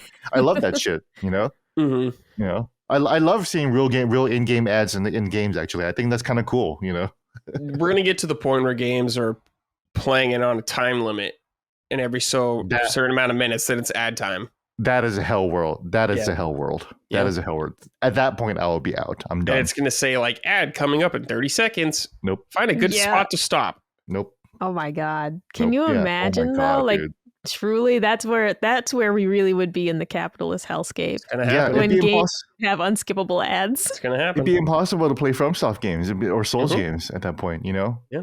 Oh, dude, yeah. Imagine your cadence like mid-battle being completely wrecked because you have to pause, and then like as soon as the game unpauses, you just get like swiped. Yeah, entire game genres will be ruined with that method, you know, except for turn-based RPGs, you know, like get an ad for Arby's in the middle of your Clear Obscure Expedition 33 gameplay or whatever. Yeah. You know? Well, dude, I could see like here's a theoretical or like hypothetical situation: Game Pass. Okay. Yeah. You can get Game Pass pretty cheap. But then they add a more premium tier that's ad free. Like how we have Netflix and stuff like that, or Hulu. Yes. there's the version with ads and the version without ads. We can't be following that model. No, I don't want them to follow it. No. We can't Don't do that. But I'm just saying, someone's going to look at that and be like, why aren't we doing that? Unfortunately, yeah, I know that people are looking at that. Microsoft is looking at that shit. Yeah. That's crazy. Everybody's probably looking at it, unfortunately. Yeah, Ubisoft Pass, all that shit, We're making these free-to-play games. We could probably get more money out of this. It's free-to-play. Who gives a fuck? Here's your ads now in Fortnite. Well, I mean, there's already, everything's an ad, I guess, in Fortnite already. But you know what I mean? Like a commercial break or some shit. You're, waiting at the island before you drop on the battle bus, and there's just some fucking ad for, hemorrhoid cream or something. I don't know. That's the thing, though, right? When you're thinking about, a game like that where you're waiting to launch, whether it's like that or like Overwatch, there are places you could put in ads and people would be irritated, but probably not upset because it's not disrupting the experience. This is just a reality that there are ways they could do this that people would be annoyed, but keep playing for sure. Yeah, it's like microtransaction when they first happened. When they first happened, everyone was like, fuck this shit, fuck this sucks. Guess what? It's pretty normal now, and no one seems to give a fuck anymore. I still give a fuck, but I know most people. I'm like, well, you're paying $70 for your Assassin's Creed games, and you're still having to do microtransactions and shit, do weeklies in that game. Buy the fire sword. Everyone's like, what? It's just Assassin's Creed. Who cares? It's like that's the mentality that makes it all a-okay for people. That's gonna happen, everyone. Yeah, Assassin's Creed Valhalla was the most profitable Assassin's Creed ever because a lot of people bought that shit. Yeah. So. I want Thor's hammer or some shit like that. Yeah. It's over. Games are dead. Games are time to pack it up. Video games are over. Yeah. No. Kirby's Air Ride. Kirby's Air Riders is going to save us. Kirby's Air Riders, yes. Sakurai will save us all. No, they're going to sneak some devious shit in there. They put a little bumper sticker, advertisement on the back of your little star vehicle. Actually, you know what? Mario Kart, that'd be a way to add ads. You have little bumper stickers, and it's here's one for LG. Here's your Taco Bell ad. Well, Mario Kart 8 already had Mercedes cars, right? Yeah, remember? That's true. Oh, so, yeah. Yeah. That's cool, though. Dude, Kirby's Air Riders sponsored by Tesla. Yeah. Can you imagine the discourse around that That'd shit? That'd be so funny, dude. Oh, my God. I'd kill myself, man. How do we vandalize the Kirby star in it? It's Tesla. Oh, my God. It just randomly explodes periodically, though. Yeah. It just obliterates Kirby. You have to buy a new one. God. Yeah, that'd be awesome. But also a nightmare. Jesus. All right, hold on. This is from Jay Pick. Hey, Brickfisters. If you had told me it would be Nintendo who would be the one to raise the prices of game prices, I would have laughed in your face. Now, while I understand game prices going up is a natural cause from inflation, the issue that many people face is that wages are not rising in line with inflation as well, meaning things are more expensive and money is worth less. If things continue, could we theoretically see a crash as eventually the bubble will burst where regular people cannot afford to buy these type of games? I guess that could happen. Yeah. I just have to point out, I lived this as a child when Nintendo games are really expensive. We could not afford them.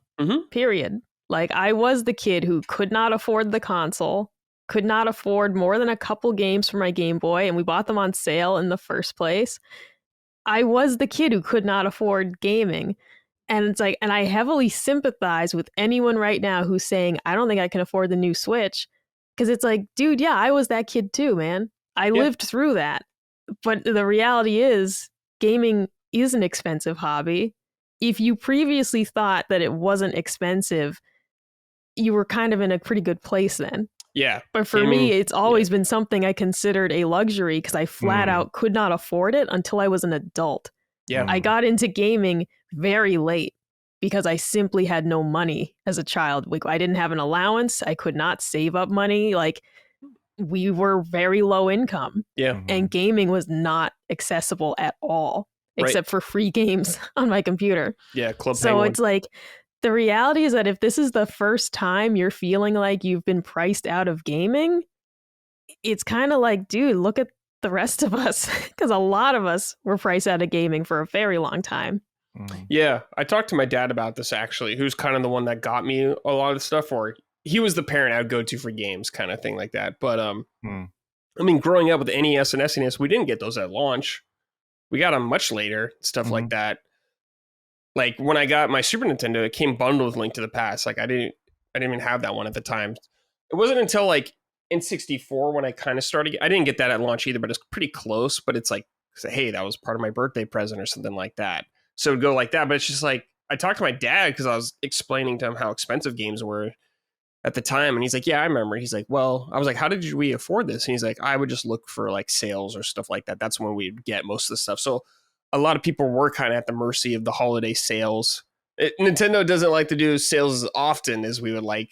In that case, they did seem to do that more back in the day. But yeah, man, it wasn't until like PlayStation 1 came around with CDs and stuff like that, that stuff started to become standardized, $50 and stuff like that. But yeah, it's rough. It's kind of weird how variable pricing is coming back in a lot of ways into the AAA space. So I don't know, man. You just got to be really selective with what you buy. Like, honestly, if I wasn't doomed for this job or like playing games for my job, I wouldn't buy as many games. I would just like focus on one at a time and just take my time with it. Maybe replay it a couple times like I used to when I was younger. That's just how, because games are expensive and it is a luxury. But yeah, I get it. It's frustrating because zeitgeist and all that kind of stuff. You want to be a part of the conversation and everyone's playing these games. You want to be there and all that stuff. But yeah, sometimes you can't always buy a game. But hopefully it won't get so bad where it gets like insanely bad again. I don't want it to be like $200 or $150 for a game, kind of like how inflation would be back in the day and stuff. Like that's how much games actually would translate to nowadays. I don't want it to get to that point, but it's an expensive hobby. I don't know, Gene, you got any thoughts about this? Not really. Other than I totally get what you JPEG is saying about if you told me that Nintendo was going to be the one to do it, I'd laugh in your face. I think that's part of what hurts about this whole news cycle is that Nintendo was the one to kind of like dip their toe into $70. Like, well, here's Tears of the Kingdom. Maybe you can buy that for $70. That's okay, right? That's okay. You know, and it's like they were like real they were like real precious about it. It's like it's Zelda, right? Like, come on, guys, you know. And then now it's like they're just full hog going for it, you know. Yeah. But I said this on Spawncast on Saturday is that I really think Nintendo. And you know, this is unofficial. Nobody's really said anything to me. But you know, I've mentioned before, like from my conversations with publishers and developers, there's a real sense of wanting to charge more for games. They do think that their games are worth more than $70. They really believe that. Developers believe that. They believe that we should be selling games more, and it really does feel like Nintendo and Rockstar. Both of those companies are the companies that are almost too big to fail. They're almost guaranteed successes. The Switch 2 and GTA 6, right? It's always been about GTA 6 and Switch 2 are the things that are going to save this gaming industry or really make things exciting again. And it's like, I think both of those companies are going to be tanking the public PR damage hits to really push the industry forward to finally charge more for games. Now, shouldn't it be incumbent on these companies to control costs and maybe not make these games so expensive to make in the first place? You know, for example, Final Fantasy VII Rebirth, incredibly luxurious game, has 400 pieces of music in it. Amazing, so much content. If you want to pay for 400 pieces of music, like in the music world, that in and of itself is already $60 and $70 for 400 pieces of music, right? And then on the other side, does Final Fantasy VII Rebirth or any video game need 400 pieces of music? No. Yeah. Really? I'm with you, man. Right? Yeah. Did you really need to make that much music for that fucking game? Come on. You know? Yeah. It's crazy that there's a remix for the dog song that that's also like a cover of like another song, right? Yeah. Like the battle theme for the dog song that only Wow, wow, appears wow. once. That's crazy. Oh my Yeah. god, right? Yeah, Did you that was really sick. need to do that though? Was No, that like super? really, you didn't need to do it, but it's sick. It's a cool touch. But I It's know what you're super saying. sick. I love it. I Yeah, love it. I'm I know glad it's exactly what there. you're saying, though. Yeah, but it's like, dude, like, did you really need to do that? To like, if you're not making enough money on Final Fantasy VII Rebirth, right? Yeah, So yeah. If you're like struggling, you can cut a few things like that, I suppose. So yeah, I don't know. Yeah, I guess it's a thing about developers being better with their money and management and all that stuff as well. Yep. I mean, we constantly hear about projects being mismanaged and shit. Yep. And companies making dumb bets. Concord, great example of something Concord, like that. Yeah, exactly. No, Gene, that's an excellent point because strictly speaking, as the consumer, no, like I want games to work well, have cool story, have innovative gameplay. Mm-hmm. I don't need the game to be so stuffed with accessories that you want to charge me, this much more for it over if you hadn't included all that. If you hadn't included all these bonuses that are really cool and someone put a lot of time into that, but was it necessary? Will most people even notice or enjoy it? And that's where it's like, yeah, if you could keep the cost of production lower by just not going so ham on everything. I mean, look at something like Dragon Quest III, like, the HD remake. Excellent experience, cute, fun game, not a whole lot going on in there. And I would assume it was pretty cheap to produce. Who knows? Maybe they were like, actually, we imported moon dust for the developers to sniff. I feel like Square has a problem with how much they spend on games, probably. Because that's where it comes down to when it seems like they're always disappointed in their sales. And it's like, well, I mean, how much did this cost to make? Is the core issue that you're spending too much making the game and it is a relatively like niche property type deal? Like, why are you spending so much to produce this title if it doesn't have the largest player base? It's not Call of Duty, okay? We all know that.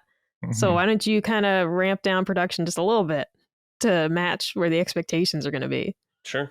Reuse those assets. Take it from Reuse the assets, man. Like, I have the same animation of Cloud 10 times. I don't care. I don't go fuck. I won't notice. Yeah, exactly. You guys remember when people were upset that like the boat push animation was the same from God of War 2018 to Ragnarok or some shit? It's like, man, who gives a fuck? Oh my god, dude, that was so crazy. I mean, legitimately, I've watched my dad launch a canoe several times. I'm going to let you know a secret. He does it like the same fucking way every time. All right? Like, I've watched that man launch the canoe and it looks identical pretty much every time. Like, in real life, we reuse animations. Yeah. That's just living. Do you change your walk every day? Like, same walk animation. Yeah. Every time you open the fridge, do you use a different hand? Or like maybe this time I'm gonna crouch down? Like I know that there's a point to where it does feel cheap. Yeah. But some things really are like, bro, how many different ways can that be done? Yeah. And it look natural and not weird. Yeah. Well.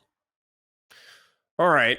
Let's move on from game pricing and all that kind of stuff right now. Let's talk about what we're playing. Gene, I want to start with you, though, because it's not what you've been playing. It's probably more like what you've been watching, I would say, for now. I have I've been so busy with work and all kinds of things. Haven't barely had time to play any video games. Like I said, I played Xenoblade Chronicles on the Switch on the train for a little bit, but that's about it. So really not been playing much. I did watch the Minecraft movie. Yeah. I did have a review on it. You can check it out on WashingtonPost.com. I gave it 2.5 stars out of 4. Okay. Which is not a bad score. The same score I gave Hellblade 2. Senua's Sacrifice. I will say a Minecraft movie is a much more deeper and immersive experience. I'm kidding.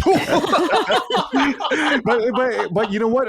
But am I kidding though? Because I saw it in a theater full of children, which was crazy because that's a media screening. But then they were smart enough to invite a bunch of kids to the media screening. Yeah. And that contributed to like my good feelings that I walked away from the theater because the Minecraft movie is a bad movie. While I was watching it, I was watching my clock. I was like, when is this over? This part is stupid, But then, Jason Momoa would do something really stupid, or the chicken jockey moment would happen. And I don't know if you guys have seen on Twitter. Have you seen Chicken Jockey at all? I've seen it through you, and I was like, I don't get this. What is this? Yeah, there's a moment in the movie where the chicken jockey appears. You know what a chicken jockey is in Minecraft? Kind of. It's I've a only rare played a little bit. spawn. I've only played a little bit of it. Yeah, it's a rare spawn that basically attacks you as like an invincible like zombie, like on a chicken or whatever like that. So it appears in the Minecraft movie as a fight against Jason Momoa, and then Jack Black looks at it and he goes, "Chicken jockey," and then the entire theater erupts into cheers and pandemonium. People are throwing popcorn and their drinks at the screen. They're doing backflips. They're doing backflips in the seats. People are stage diving into the crowd. It's just mass hysteria as soon as Jack Black says chicken jockey. Gene, hold on. Do you remember the Evangelion movie, the hospital scene with Shinji? Yes. And have you seen the screening of that, like in a movie theater, and the guy does the backflip during that, dude? That's exactly what's happening in the Minecraft movie, man. So that's the thing. Like the Minecraft movie has basically done a speed run from new movie to this is a classic cult hit for some reason. Classic cult meme. It's become Rocky Horror Picture Show immediately. It's become The Room. Tommy Wiseau's The Room immediately. Oh, man. It's become the Evangelion movies immediately. Where like it becomes like you have to watch this in the theater to really experience it. Funny movie though. Part of the reason why I liked it was Jason Momoa's character. His name is Garrett Garrison, and he is 1989 Gamer of the Year. Whoa.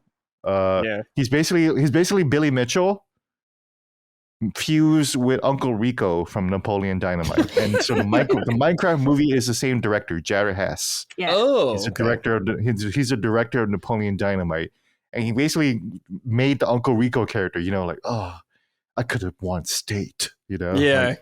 Like the dude who never got over his high school football career, but that's what Jason Momoa is, except that he never got over his 1989 Gamer of the Year high school like gamer cred, basically. Right.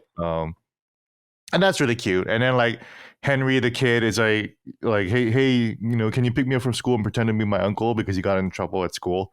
And then Jason Momoa says, no, I don't do that kind of stuff anymore. Yeah.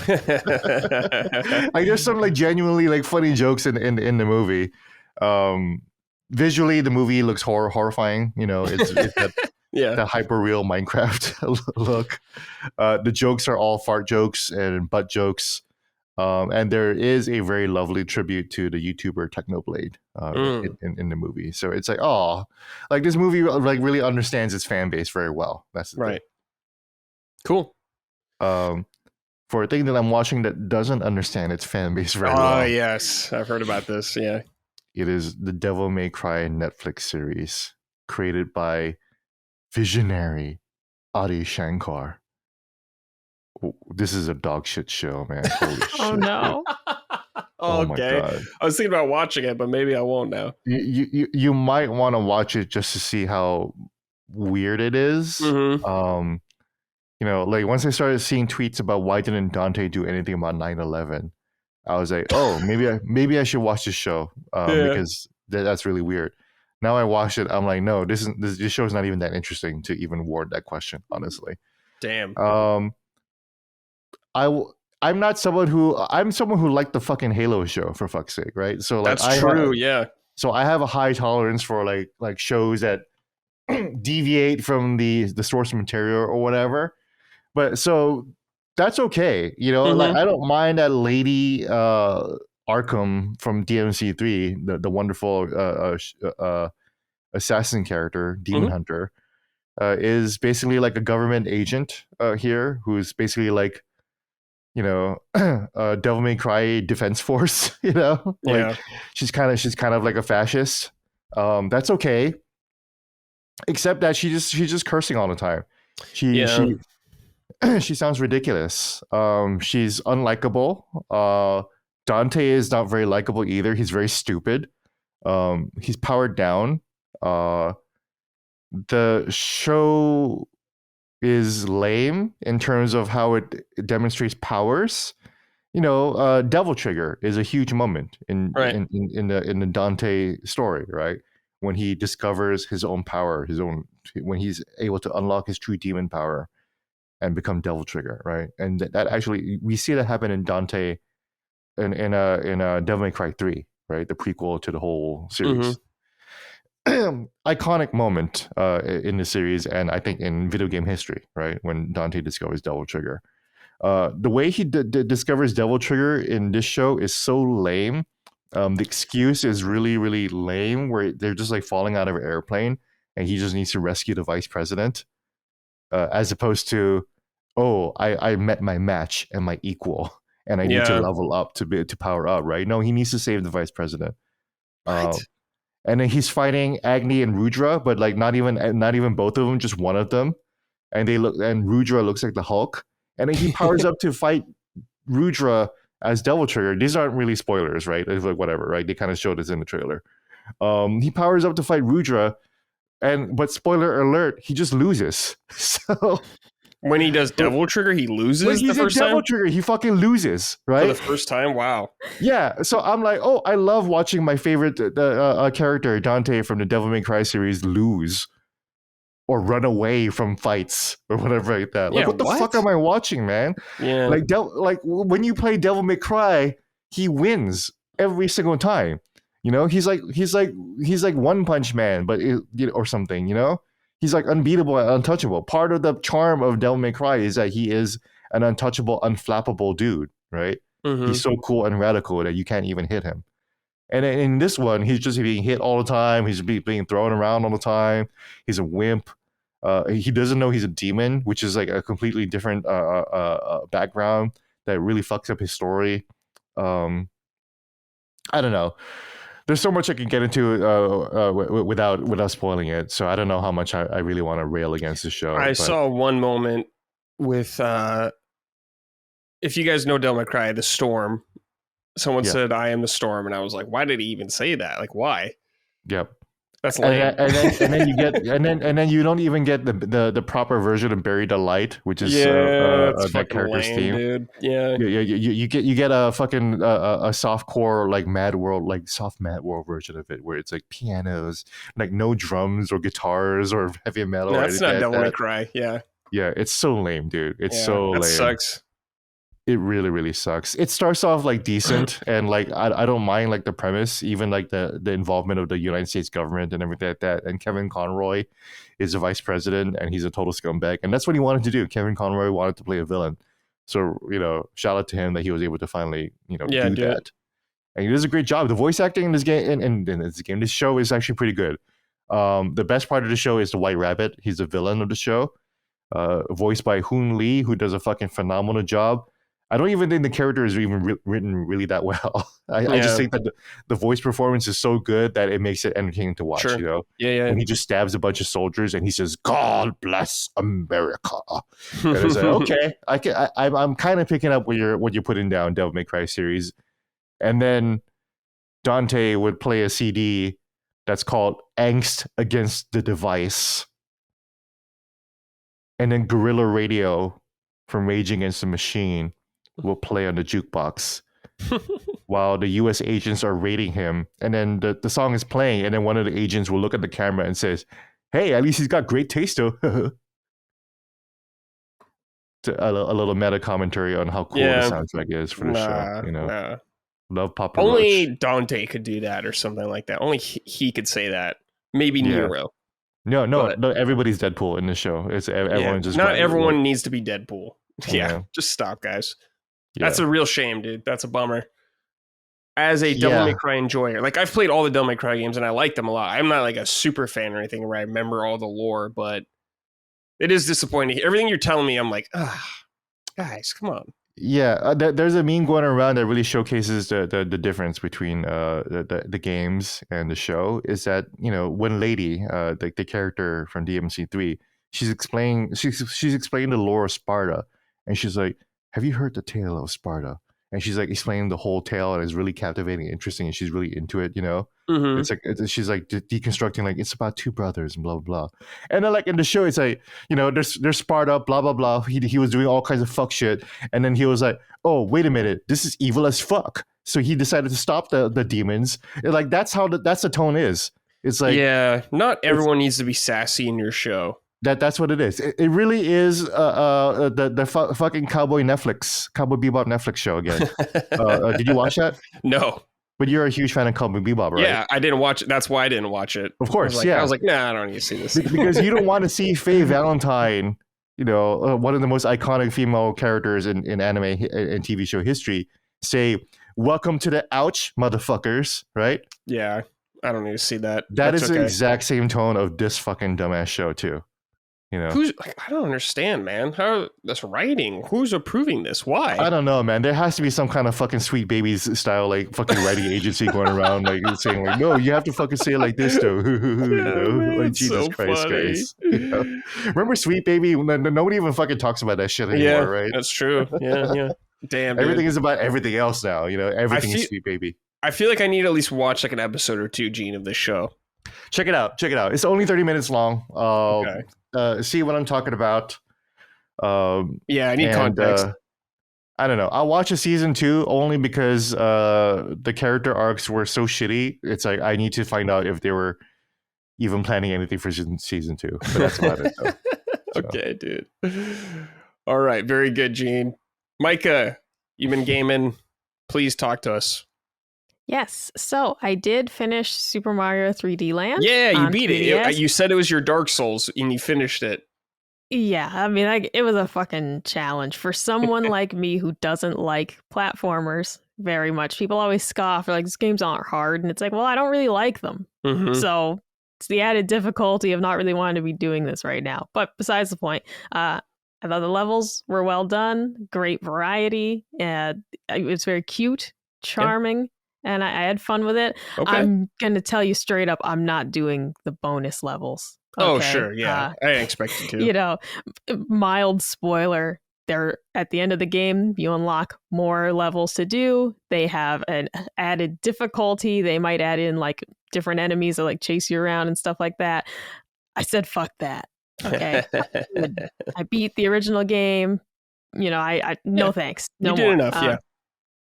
I feel that way. I'm still taking a break from Xenoblade Chronicles X, so I decided to play Hey Pikmin on 3DS because I went ahead and picked that up at GameStop last time I was there. This game is very cute, little platformer.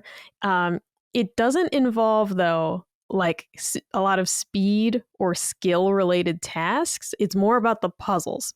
So this is like a little like side-scrolling platformer that even I can enjoy and find relaxing because the main thing is the puzzles that are in it. What makes this game unique is that you collect your Pikmin during each stage, and you need to, of course, keep as many of them alive as possible so you can collect your treasures and whatnot. But unlike the traditional Pikmin games, like that's all you get. You go back to your ship at the end of the stage, and when you select a new stage, you don't, bring Pikmin with you from the ship. This is where it differs from like the mainline Pikmin game where you would select that I'm bringing 20 red Pikmin. Like, no, in this game, you only get what's available to you in the stage, which is why keeping them alive is so important because there might be a treasure that requires, 10 Pikmin to lift, and you just lost 6 of them to a bombing attack. Whoops.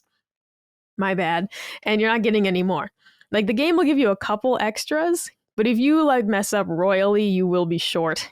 You will be short-staffed and you won't be able to do all your tasks. But I really like it. The stages are pretty short. So when I needed to replay something, it wasn't a chore. It was quick enough to do, okay, yeah, I can, bypass that first section because I already got the treasure over there. I don't need to go to the bonus area there. And it's just fun. Yeah. It's very fun so far, lighthearted, cute little sound effects, cute little Pikmin, no 3D in this game, which I found interesting. This is a 2017 title. It does not have any 3D support. Another interesting thing, this is like a stylus and circle pad only game. So everything you're doing is with the stylus and then just moving around with the circle pad. Olimar has like a little jetpack he can use to get a slight boost. You can't really like fly around the whole screen, but you can get a boost up to certain areas or like cross a gap, which adds to the puzzling. It being so stylus heavy, I will say I can only play maybe 3 to 4 stages before I just notice like my wrist starts to hurt. Right. And it's less about like holding it like a pencil. It's just strictly because there's not really many angles you can hold your wrist at to play this game. And you just kind of realize, yeah, you can try holding the 3DS like up and try and get different angles, but it's why I don't love the games that prioritize the stylus so much. But also saying 3 to 4 levels at a time is a good chunk of like each stage, like each sector that you're in. And I feel like I'm making great progress, even if I'm maybe not having super long placed like sessions. I'll say the puzzles are like a medium challenge. I have been able, for the most part, to get all the main treasures. There's one so far that I absolutely just like cannot find. And there are guides online for this. I just haven't really needed to go back yet. But I'll say that so far, some of the puzzles are just like, you sit there for a minute, like, how are you supposed to do this? And if you've played Pikmin games before, it'll kind of click later, like, oh, I get it now. And some of the puzzles, too, are even just things of not being so hasty. Maybe you'll see an obstacle and you might immediately destroy it, as you typically would. And then you realize, oh, that actually was like a bridge to get to a bonus area. I shouldn't have destroyed that. I gotta restart and come back. Things like that you'll encounter quite often. There's a lot of amiibo icons in the game for like bonus content, but I don't have the amiibo reader for my 3DS. It's not the new 3DS right, that can read amiibo. Mm-hmm. So I can't speak to what any of that stuff is. It's a little disappointing because so you have each sector has several stages and there will be like multiple of these amiibo icons on the screen, but I just can't do anything with them. It's a little bit of a bummer, and I'm not curious enough to go try and find an amiibo reader for it. But that kind of sucks that they made it such an integral part of the game that like it's not even something that can be hidden. Like I can't select, do you have an amiibo reader? No, and just kind of like hide it so I'm not feeling FOMO. It's just there and taunting me. Yeah. The last thing I'll mention that's unique about this game is that it spans both screens as like one continuous image for the most part. Oh, okay. So when you're playing this game and you're in the stage, if you are too focused on the bottom screen, which is where your character typically is, you'll miss things at the top. So you have to get used to looking at both screens as one large image of the environment. And it was a little weird at first because I realized like, man, I feel like I'm missing everything. And it's like, I'm just only looking at the bottom screen where Olimar and the Pikmin are. And you have to look at both screens as like one big picture. And then when you're in the sort of outside of the stage zones, it's a more traditional 3DS game where the kind of like action is more on the top screen and the bottom screen is like your stats and stuff like that. But as soon as you enter the stage, it's just like one big image for you to look at and engage with, which is pretty cool just because it adds a bit more variety. Yeah. I've been on this big 3DS kick, and so seeing a game that's quite different in its presentation has been cool. So I like it a lot so far. I'm having fun with it. I had heard some really negative like impressions about it, which is why I hesitated to buy it in the first place. But so far, it's been a ton of fun. So We'll see as I get further. But as of right now, I would recommend it if you're a Pikmin fan and you find this at a good price. I'm having a great time with it. There's also moments where it reminds me a little bit of like Angry Birds, which I loved I on love Xbox. Angry Birds. Exactly. There are some, because you're kind of tapping the screen to like throw your Pikmin at things. And it kind of gave me a little bit of that vibe at times. Cool. And I'm like, man, that was really fun too. So yeah, overall, having a great time with it. Excited to play more. 3DS battery was dying. I had to go sit in the dog bed with my dog, as I sometimes do, because it's next to an outlet. But yeah, I like it a lot. Cool. Awesome. Glad to hear it. Did you try 3D and 3D Mario Land? I forgot. I did, and like it was really well done, but it's just the headaches for me, man. Like I can't tolerate it for more than a couple minutes. I did keep checking in just to see it. And it is like exceptionally done. And there were times it was helpful. There were times when I realized like the depth perception was just lost on me. So I would pop it on to like complete a jump or something, and it made it easier. But I just couldn't tolerate it for more than a couple minutes at a time without feeling like that eye strain's like kicking in. Yeah. Cool. Well, I'm glad you at least checked it out every now and then. That's good. Oh yeah, especially like there's those postcards in the game, like after you complete the stages, and those were just so well done with the 3D. Like those were a must see. Yeah. So there were several times that I would like pop it on and be like, "Wow, that's really cool," and then just kind of shut it back off to actually play. For me, I haven't played a whole lot this week. I'm kind of like Gene. I'm slowly still chipping away at the first Berserker Kazan.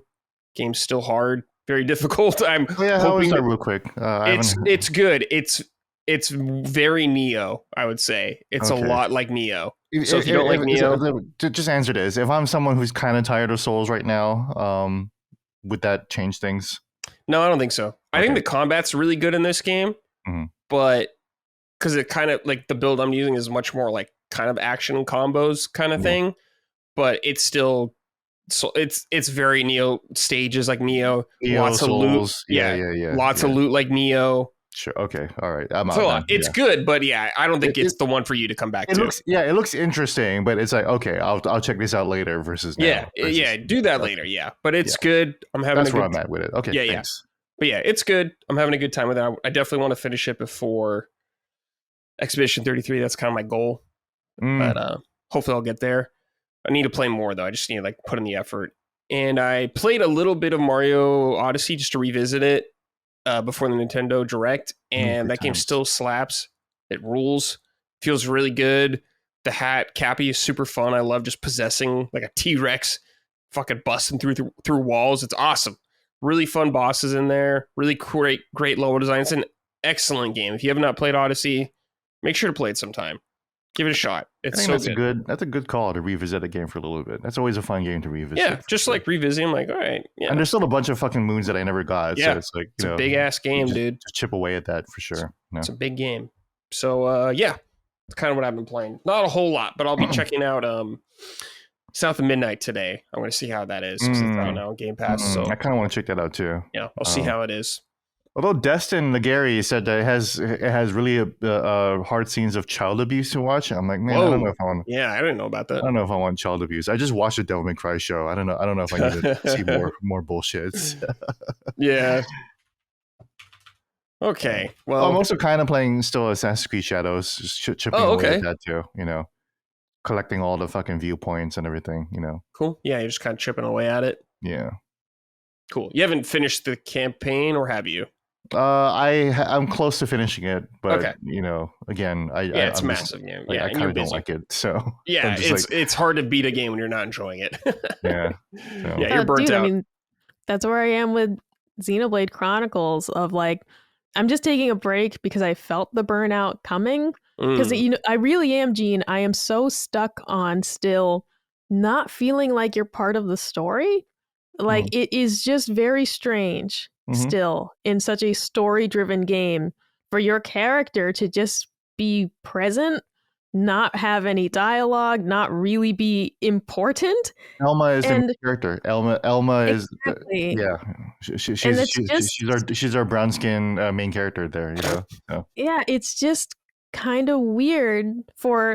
It's like the fate of humanity is in my hands. But I'm just a background character. You're a guy. And it just feels weird. Yeah, like it's just very strange. Yeah. No, I get that. You're not wrong. You're just a guy. Especially like there was a huge like moment that actually I was like, whoa, what? What chapter are you? Yeah. Oh man, I think I just finished chapter 6. Okay, I'm eligible to get my license now. Perfect. So the game's about to get really, really interesting for you now. Then, that's happening at a good spot. And I know what part you're talking about. Okay, continue. I'm sorry. Yeah. Oh yeah. So I was just like, oh my god, what?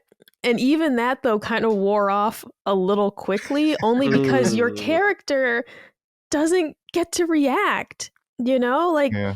I got so attached to Shulk, for example. He was such a great character, just, you know, like determined, like full of optimism and hope. Like I got so attached to Shulk in Xenoblade Chronicles 1. Shulk is great. And then it's difficult to play a game like this.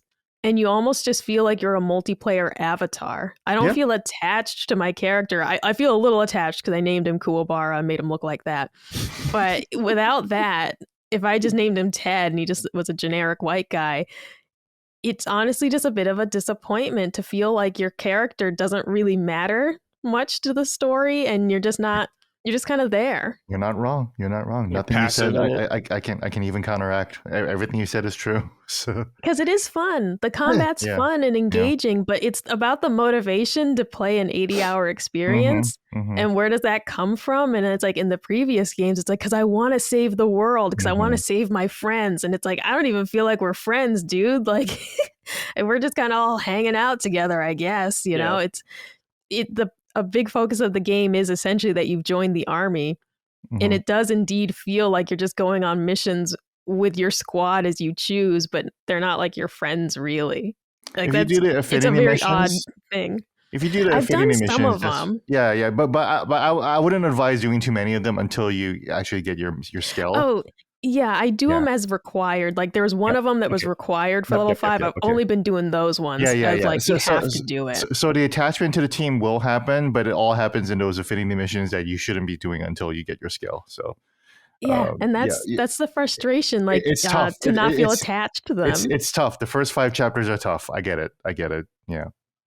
And you made really it through, fun. though. You made it through. You're about to get your license. And so I'm excited to hear what happens next. So. Yeah, that's the thing. I'm trying to get that license. They're like, you got to do like 8 missions to get that license. So I'm chipping away at those while doing side missions to level up because I'm just a little under leveled for some of these. And I do like, as I mentioned like previously, there's a little bit of like a civilization element to it, where you have these different nodes on the map and you can mine for resources, or you can, you know, set a researcher on it to earn money for the colony or whatever, like more minerals. That's a cool layer to it. But there are so many other layers as well of like weapons development, and you're helping invest in these companies. And the thing is that the best weapons I've gotten were ones I got from drops during battle. Like everything I have is better than what's for sale, and I'm honestly confused as to why it's even here. Because like, why would I spend time on this when the best weapons I get are for free, dude? So I just haven't even been doing that. I have $68 million in Xenoblade Chronicles X because I have so much money because there's no reason to spend money because you're using all the shit that you drop. So and there's no I know that there are battle items, but you get them as division rewards for like in battle healing and stuff like that. But I just don't even. It keeps saying I have division rewards, and every time I forget to check it, so I just like don't even have healing items or anything. But it's like that's something I'd spend money on, but there's no I healing. don't. There's no healing. You don't. You so have to use the soul voices, the partnerships. Exactly. Well, so I'm like, well, I just ignore all that. So I have so much money, and the armor is negligibly better than what I get for free from drops. So same deal of like I've just loaded right now. So the armor that you can get in the shops. So sorry guys to get too nitty gritty. I'll make this quick. But the armor you get in the shops, they'll have like different augments, and that could be helpful if you want to, like, for example, like have an armor set that has all treasure sensor. If you're trying to get drops or whatever like that, so then you can buy the armor and suit up your entire team with treasure sensor, and then suddenly you're basically getting like guaranteed drops for every single thing. So like you know, just. There's like advanced levels, but it's like it's there if you need it, you know. But mostly like a lot of the more powerful stuff you'll get is like the drops and everything. For sure. Yeah, and we gotta real quick because I'm sorry I didn't even mean to start this tangent, but we gotta talk about Lindley, who is only 13. She's only 13, and some of the armor options for her. Oh boy. Okay, like her best armor. Here's the thing. I had to buy it. Her best armor set was like a bra basically, but thankfully you can change the cosmetics, so like you can then choose which armor you actually want it to look like she's wearing. But I was like, dude, the best armor is her half naked, and she's 13 years old, and I was like, I'm not wearing that. Yeah. So then I had to use the cosmetic options to switch it, but I was like, this is not right. Yep, I keep her in her default outfit the whole time. Yeah. It is. This is what the Gooner. Thank goodness that like the fucking Grums Gooners haven't like don't understand how to play this game. But that's what they would be mad about. Like they would absolutely be mad because a lot of her clothing options are censored. The most powerful armor you can get and the hardest armor to build in the game, it's like very like it shows like your whole torso, like barely covering the nipples, and like just stops right on top of like the crotch area, right? But then like that skin will be exposed for like other women, but like for her, like they just cover that up. Thank God, right? But in Japan, that shit's not covered up though. No, yeah, not in Japan. That's the thing, because like when you're in the actual when you're just browsing the armors, and I'm like, oh no, I don't want her wearing that. No, but even for Elma, I'm like, I don't want her wearing that, and I just immediately switched her back to her default armor, which looks really cool. But cool. I was like, why is the bikini the most powerful armor? I do not want this. And I'm putting you back in your really cool, like fucking red armor suit that you had on, because that looks way better. I get it, but man, I'm just like, this is you played Xenoblade 2. You know why the armor's like that. I remember. But then you have like, by contrast, like Nia is wearing like a fucking janitor's outfit the entirety of Xenoblade. She's in pajamas the whole time. Yeah. For sure. Right, she's wearing a onesie with a weird crotch, and it's like, what is that? But that's besides the point. I was just kind of like, oh, like, that felt strange to be cycling through the armor and be like, she should not be wearing that. Unfortunately, thankfully, a lot of it is just contained to like Lynn for some reason, the 13-year-old, I guess, and like the outfits or whatever. But at least other games have the decency to be like, she looks 10, but she's 1,000. Yeah. All right. They're just flat out like, she's only 13, bro. And it's like, well, get her out of here. Yeah. What's she doing here? Go do your homework, idiot. Because like she's a savant and she cooks, and I'm just like, okay, well, go home now. I'm gonna choose someone else for the party. Yeah. It's just like a joke in Severance. This is in trailers, but for some reason there's a 13-year-old girl like working there, and then one of the characters is like, "Why are you a child?" And then she responds, "Because of when I was born." Which is it's like, okay, yeah, it's true, yeah. All right, let's get back to some of the news. Donkey Kong Bananza is a game that looks awesome. Gene played it, sounds amazing. Very Nintendo like. We don't quite know who the developer is of this right now. We assume it's the Odyssey team, a lot of us, or people from the Odyssey team. It's kind of got that vibe a little bit. But IGN asked Bill Trennan about this, and he said, quote, "It's a very good question. You'll have to stay tuned. We always like to start by showcasing the game and getting people focused on the gameplay. But we'll have some information to share about the developer in due time." Well, it's like, Bill, I mean, the developer's not going to, if people know who's developing, it's not going to take away from the game. Like, the game looks awesome. That's the most important part. The game looks awesome. You can just tell us. It is, though, but we all know when people are like, "Oh, Bloober Team," and it's like they just don't want that to happen. They don't want that. Yeah. I don't think that would happen. But here's the thing: people have played the Donkey Kong game now and been like, "Oh, it's awesome." When Bloober Team, where it's like, well, they've had a string of like not great games. Now you're doing Silent Hill 2 remake, okay. But when people played it, everyone was like, "Oh, it's awesome." Actually, it's like, yeah, you did show the game. Sure, if you want to show the game for a day or two, tell us the dev now, unless they're going to do it very soon. But I can see them not doing it until the game's out, like months later after it's out, or until someone finds it in the credits. That's about it. Like after the direct, Colin was like, "Who's making that Donkey Kong game?" And I said, "I don't think they showed. I don't think they showed a logo or anything." Nintendo. And it's like, yeah, no, they didn't tell us who's making it. We don't know. And I want to be clear, the Bloober Team, skepticism warranted, absolutely warranted. But when he says like we don't want to detract from it, it's like, yeah, if they said like it's being made by No Name Studio, and people are gonna be like, what? Because that's just how it doesn't matter how great it looks. People will be like, oh my god. Yeah, but it's like that's gonna be a small percentage. And it's like, you know how the internet works. I know. Though, the internet gets upset about everything. Percentage are the ones screaming. Nintendo, you gotta put your big boy pants on and just be like, fuck them.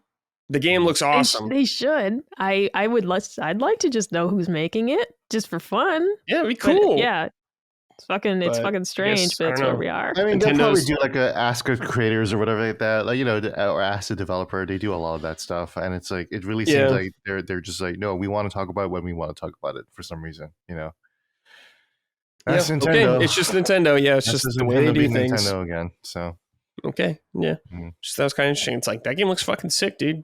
Yeah, developers should be proud. I'm gonna play it. Yeah, I'd be loved. I'm excited.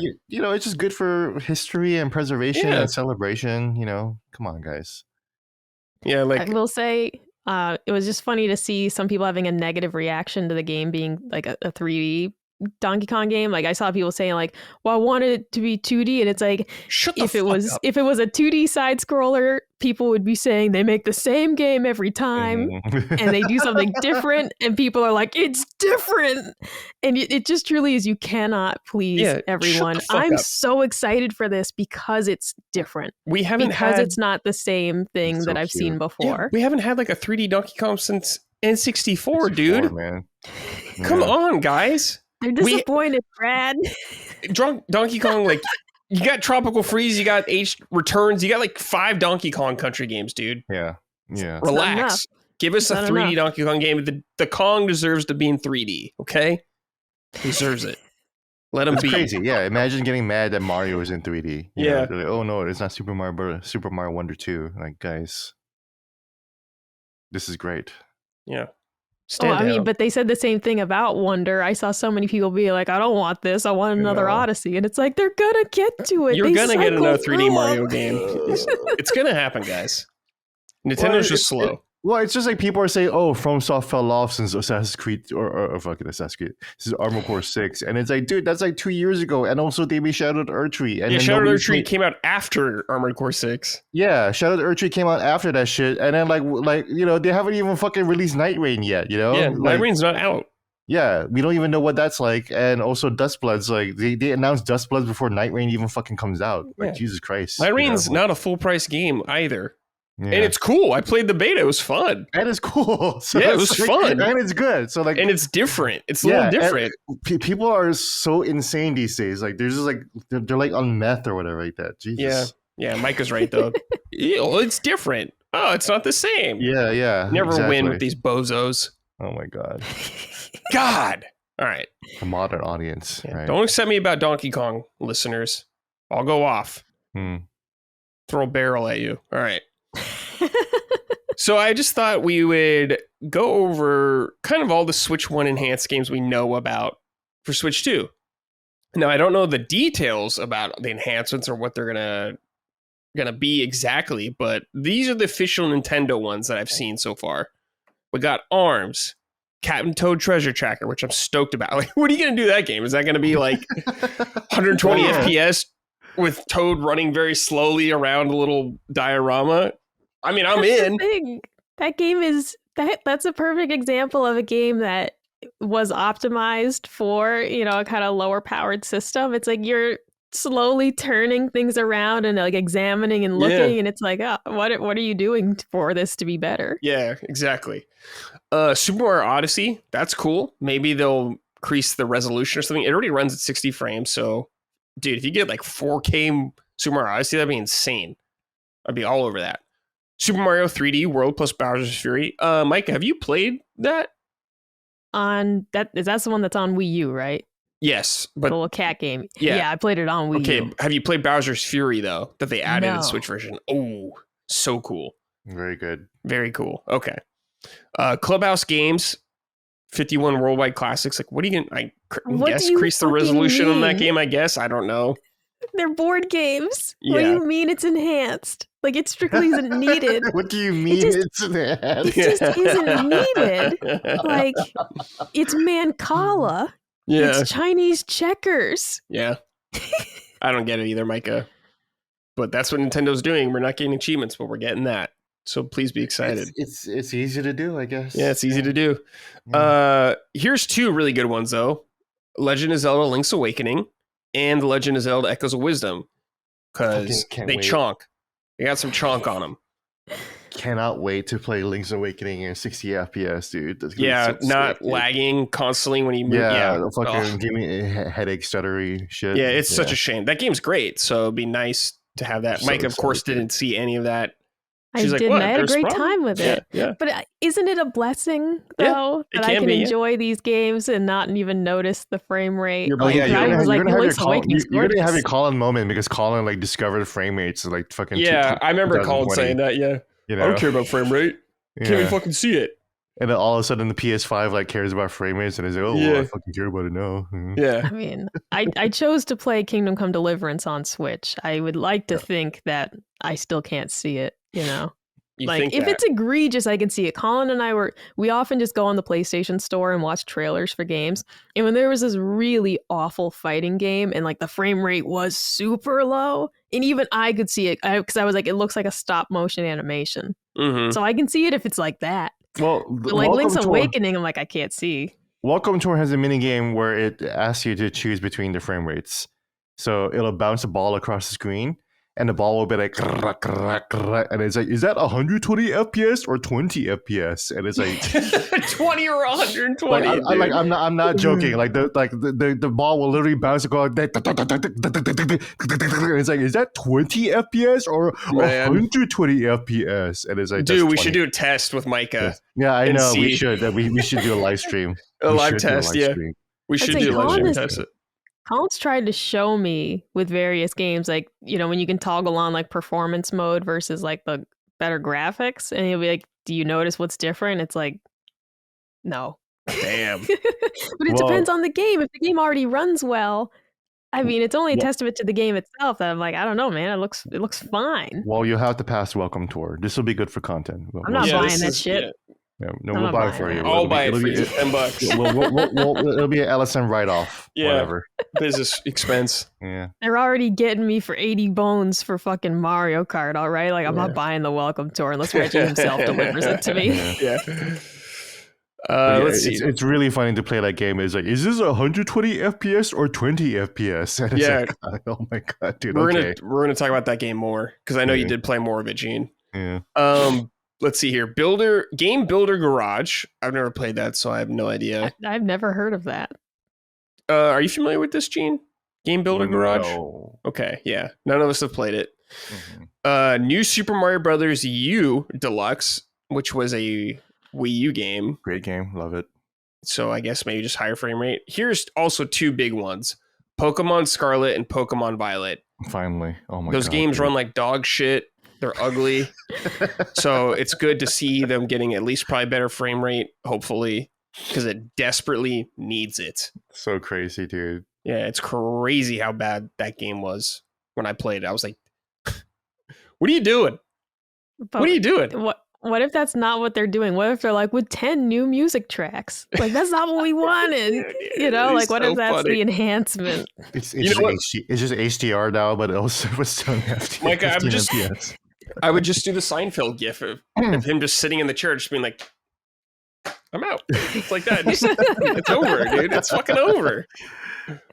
It's done. So, yeah. Game Freak will never learn. No. Just like we'll never get Bloodborne 2, Game Freak will never learn. So. That's right. Oh my god, I've seen some like unhinged comments blaming like Dust Bloods as like, this is why we didn't get Bloodborne 2. It's like, no, I think Sony said no, and they're like, fuck that, then we're gonna go work on this. Because it's like, I don't think this is the reason why. I don't think they turned down Bloodborne 2 to do this. Right. I that just doesn't make any sense. I don't think I'm they turned pretty down. sure Sony said no thanks. So they were like, all right, well, let's go see what Nintendo wants. Bloodborne could still happen, guys. It could still happen, but From Software likes to use the same aesthetic for multiple games. How many dark fantasy games have they made with knights?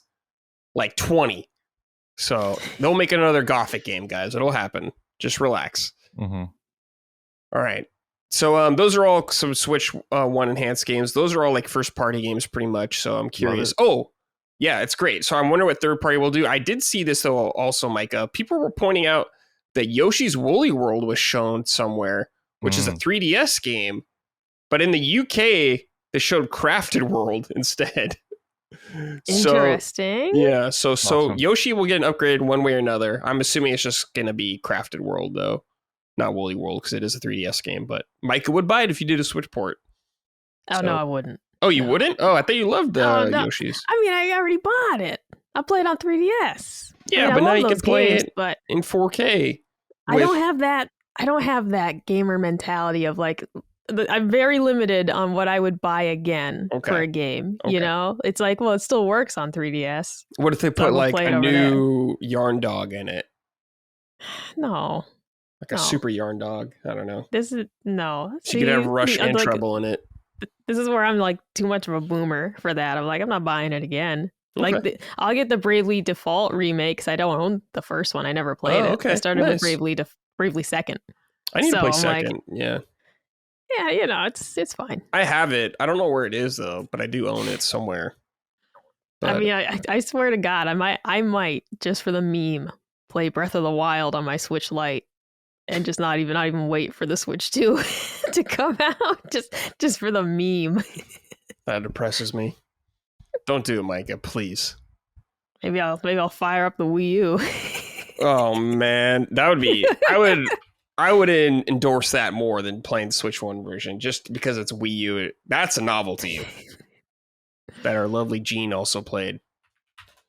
All right, Gene, welcome tour. You've played quite a bit more of it, and you seem to be more positive on it. We did figure out the price of it, which is $10. Yep. How are you feeling about Welcome Tour now you've gotten your hands on it more? This is not a useless product. It's not just an instruction manual. Okay. The name certainly doesn't help, right? It is a game full of games. It is a game full of mini games. There's a fun mouse game where you're trying to avoid like the UFOs or the spike balls falling down, and you're just navigating your UFO around the spike balls. And then you beat that, and you get a 20-second. You survive for 50 seconds. You survive for 20 seconds. And then you can unlock level 2 of that, where you're avoiding the spike balls while you're collecting stars. So you're kind of like weaving in and out. All that shit's actually kind of fun. It's very arcadey. There's another game where it's fireworks, and you can switch the HDR effects on and off, and it's really like Fantavision. It's very like Fantavision, but also like, you know, it is also introducing like aspects like frame rates and HDR. Dude, this is like made for Micah. Yeah. To like let her see stuff in real time like that. Like, it really is for like Micah and Colin, like people like Micah boomers, and Colin. Yeah, like the boomer gamers who don't care about frame rates to like really see like look looks fine to me. Do I want to open the Ark of the Covenant? Do I want to see what's inside, or do I just keep living my life? It's a double-edged sword. And then so you have your little avatar running around, and then so you finish each of these demos, and then you have to finish each of the demos to unlock the next area of the welcome tour. And then you go on the screen, and there's like a whole bunch of other shit that you can do. And they only had like maybe like 5 games available. But I kept going back to play it because I was like, I didn't finish that fucking UFO game, or let me finish this the 4K Mario game where you play Mario 4K that I talked about on Punching Up last week. So I'm pretty excited to actually play more of the mini games. It's actually like a fun little time to get away and just play some games, you know, and really feel like you're attached to the Switch, you know, the Switch 2. This still should have been free. You know? Yeah, I was going to ask that. It still should have been free. It still should be. It still should be a pack-in game. It's not. It depends on what else we get, but even if we get like a ton of mini games, I feel like unless it's like 50 mini games, right? Unless it really is a UFO 50 or something like that, then it still should have been a really nice pack-in game for sure. That for me, that's still no debate. So yeah, okay. But it is a more robust experience than, oh, this is just a guided tour of the Switch's features. They actually gamify each of the Switch's features, and they make it in a fun way. So. Okay. Yeah, like watching frame rate. 20 frame rate? 20 frames or 120? This is the disappointment of them ruining the name of 1-2 Switch with that awful like sequel that they did that was just so poorly done. Because...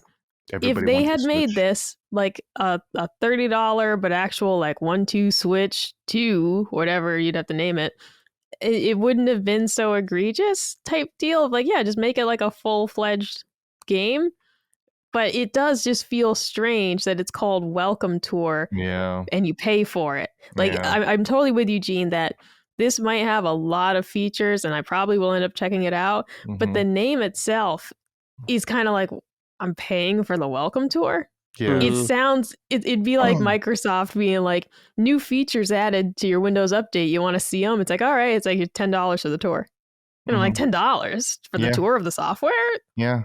It's really just the connotation of it that's strange. And hey, Sony fanboys got it. You know, you keep shoving Astro's Playroom in our faces, and he's like, yeah, can't argue with that. Yeah. You know? Yeah. I would have paid $60 for Astro's Playroom. That shit was good enough as it is, you know. So yeah, it's good. Yeah, at least 40 at the most, you know, 40 to $60 is good enough. So for them to give that away for free compared to what we get on Welcome Tour, I get it. I get it. I mean, Welcome Tour might have like more variety of experiences. Again, we don't know. We don't know yet. It's not out Astro's yet. Playroom was fucking sick though. So you know. Yeah, it was. It was sick. It'd be nice, like imagine if you got like a little tiny 3D Mario version, you know, of a Welcome Tour. Dude, imagine if Welcome Tour was a Mario game, kind of, you know, like you're controlling Mario and Mario is like fucking controlling you, like it becomes like a little Mario game tour. Yeah. You know? Right. Because I don't know why I didn't think of that. You know? Well, I think of things like the little parental controls videos where it's Bowser and Bowser Jr. and it's insanely cute. Yeah, and very well animated, right? Yeah. Exactly. And I'm like, this is what you'd want to do with this type deal. Because those are just like, I don't even have kids. You know how many times I've watched that parental control video because it's just cute? Yeah. Okay.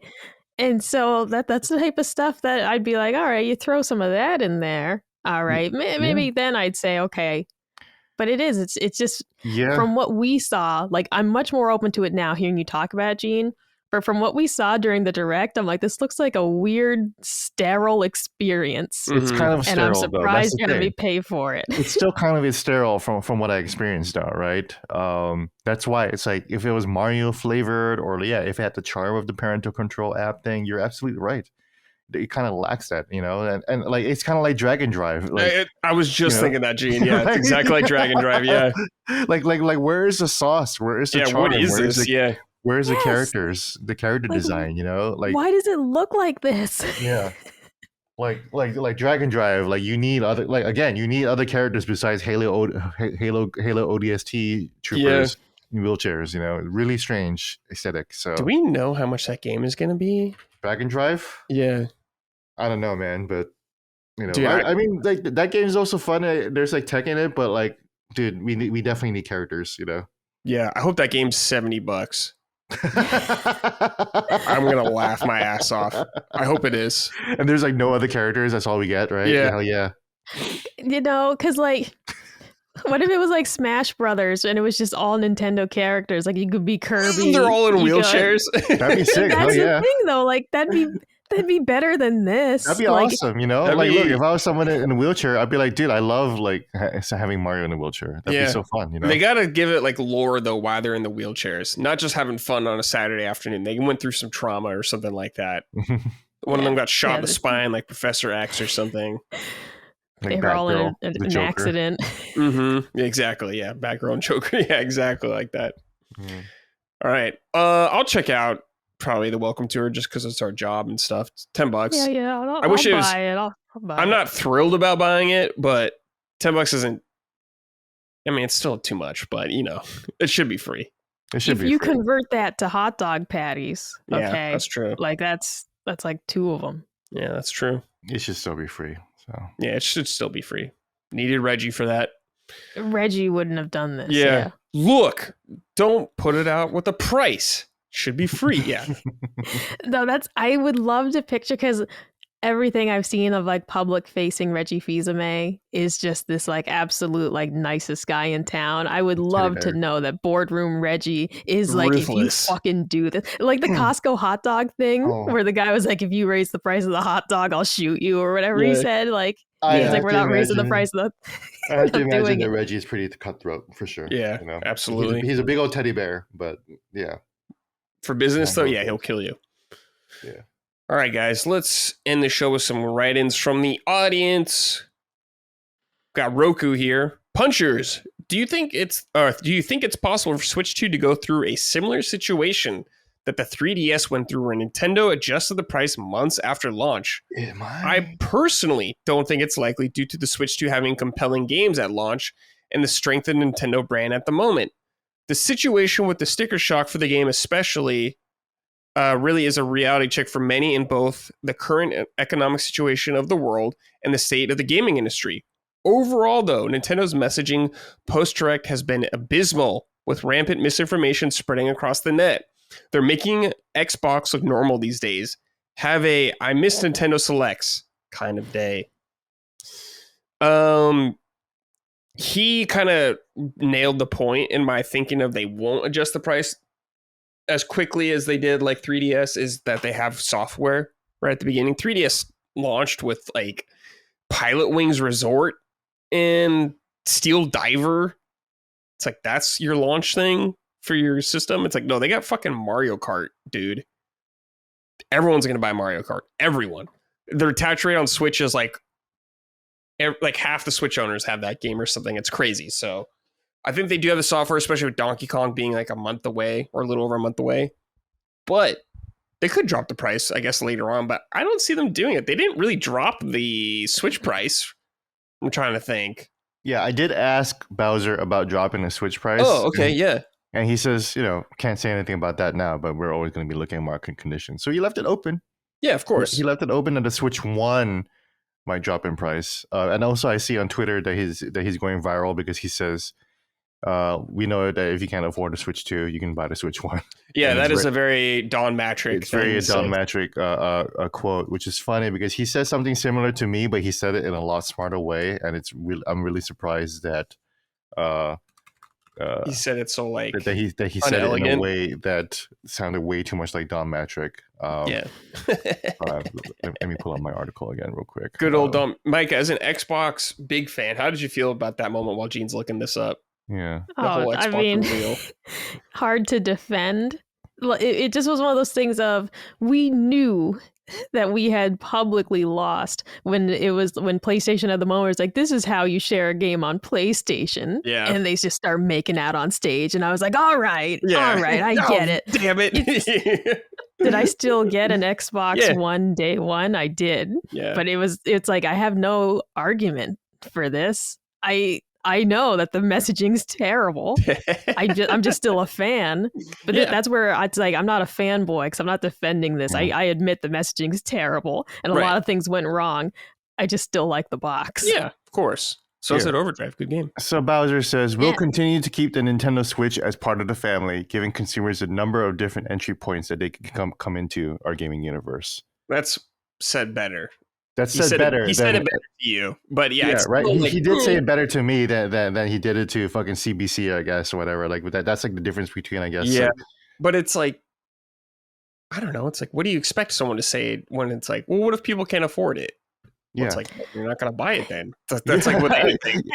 That's kind of where I'm at. It's like it's kind of a weird question. It's like, what if people can't afford it? It's like, well, you know what? Fucking, they should watch out for their own money then. They should focus on what they can afford. Yeah, that's important. I think. Yeah, but the Xbox gonna say it to them. And I think the Xbox thing was more about like a system that's not online or something like that. Exactly. That was about that. It wasn't about the price. It was about that. It was about we have people who don't. We have a system for people who don't have internet. Yeah, it's called the Xbox 360. That's what it was about. But like any product, everyone's gonna just be like, well, you can't afford it. You're not gonna buy it. It's like maybe this is like like Bowser didn't say get a second job like fucking Sony did back in the day, like So now Nintendo has done its own thing, right? Like Xbox says, well, we have a product for you. It's called the Xbox 360. Sony said, get a fucking second job. Yeah. And now Nintendo is saying, well, you can buy the Switch Lite if you need. It's only $200, man. Come on, guys. Yeah. They're under a lot of pressure right now. Yeah. Yeah, that actually might be the good point, Gene, is that rather than talking about a price like drop, it's like, well, maybe you do introduce a light version sooner than you may have previously, because we don't know how much this thing's going to cost with all the political shit going on. Mm-hmm. Maybe you do end up introducing a light, or just keep pushing the original Switch because it will still have new games coming out. Like I said, Hey Pikmin came out in 2017 for 3DS. Yeah. So it's like late. They don't quickly abandon old consoles. Yeah, and also, hardcore Nintendo fans like me are gonna double dip. We're gonna buy the Switch 2 and the Switch 2 Lite, right? So, shit! Like, I'll buy the Switch 2 Lite immediately. You know? Oh yeah. I thought you meant for some reason I thought you were gonna say both versions of a game. I was like, what? Switch 2 Lite. I'll get a Switch 2 Lite for sure. Yeah. I understand that. Yeah. I won't probably buy that though, but I respect it. All right, let's see here. Some Kelso O'Donnell. Hey, everyone. While there is no shortage of positive and negative things to talk about regarding the Switch 2 and the mess Nintendo made through their communication choices since April 2nd Direct, one aspect of this reality stuck in my mind. When you really stop to think about it, the Switch 2 controller will come with the first pay-to-use button in gaming history with the introduction of the C button. Sure, it'll be free to use until March 31st, 2026, but after that, if you don't have a Nintendo Online account, which happens to be my case, that button will simply exist on a controller and not be used at all. Not earth-shattering or catastrophic news, but a bummer in my opinion. Nevertheless, especially when you consider where the broader industry can pivot from this, at least the Switch 2 will support the OG Switch Pro controller. Full credit to your ex-coworker, Kyle Bossman, for first bringing this to my attention. Oh yeah, that's something Kyle would totally pick up on. He's a smart man. Yes, it is very funny. The first pay-to-use button on a controller. Things are changing, and this is just the beginning, baby. But it's always fun. It is funny that it's Nintendo that did it first. But yeah, chat button. Like, I'm trying to like realistically think when I would use this, and it's like I won't because everyone I know just used Discord for this, and we would just chat on Discord. I mean, it's cool probably for some for streaming content though. If you want to stream, it'll be fun. It'll be a fun way to put the cameras in there and put like. Oh yeah, I mean, I guess for that, yeah. Whatever, you know? I guess we could do that on Discord already because most of us have capture cards, but for the vast majority, you're right. The actual in-game implementation for with the Mario Party Jamboree shit. But it looks like that stuff looks cool, like the faces on it. But I'm thinking of Mario Kart. I'm talking about dog that stuff. shit. Yeah. But like Mario Kart's like dog shit. I don't want to see this game running at 10 frames per second. It's like hurts my eyes, makes me want to puke. Oh yeah. But yeah, I think it is cool for like Mario Party. You're right, Gene. It's cool in that. I don't know, Monica, what do you think about this? It just reminds me of the uproar when, was it Audi or like BMW that announced that it's like heated seats? Yeah, would be a subscription. Yeah. And just to think that there'd be aside from like the radio, like I'm not talking about like the Sirius XM button, but to think that there would be a button in your car that you had to pay to turn on was absurd to many people. And almost anyone reasonable to think there's heated seats in here, but I have to give you money to turn them on. How much did I already pay for this fucking thing? Exactly. For the simplicity's sake, I understand why they would do it because I do understand that Nintendo is the family-friendly console, but it's not like it's difficult on Xbox to open the Xbox menu and hit, like turn on microphone, join party. Like none of that's difficult. None of that is complicated. No. Kids know how to use iPads. They can figure it out. That's the thing, right? So I can see why they did it, but at the same time, it's like this isn't the Fisher Price console. It doesn't need this. It's really not difficult to navigate to a menu to enter chat. Yeah. So it does just seem gimmicky and like a constant reminder if you're using it or not. I do pay for Nintendo Switch Online, but I have zero interest in a chat button. So it's like it's still an unused button, even if I am paying for it. Yeah. So the way they explained it to me, the chat button function, it really feels like that they we make fun that they made their own Discord, right?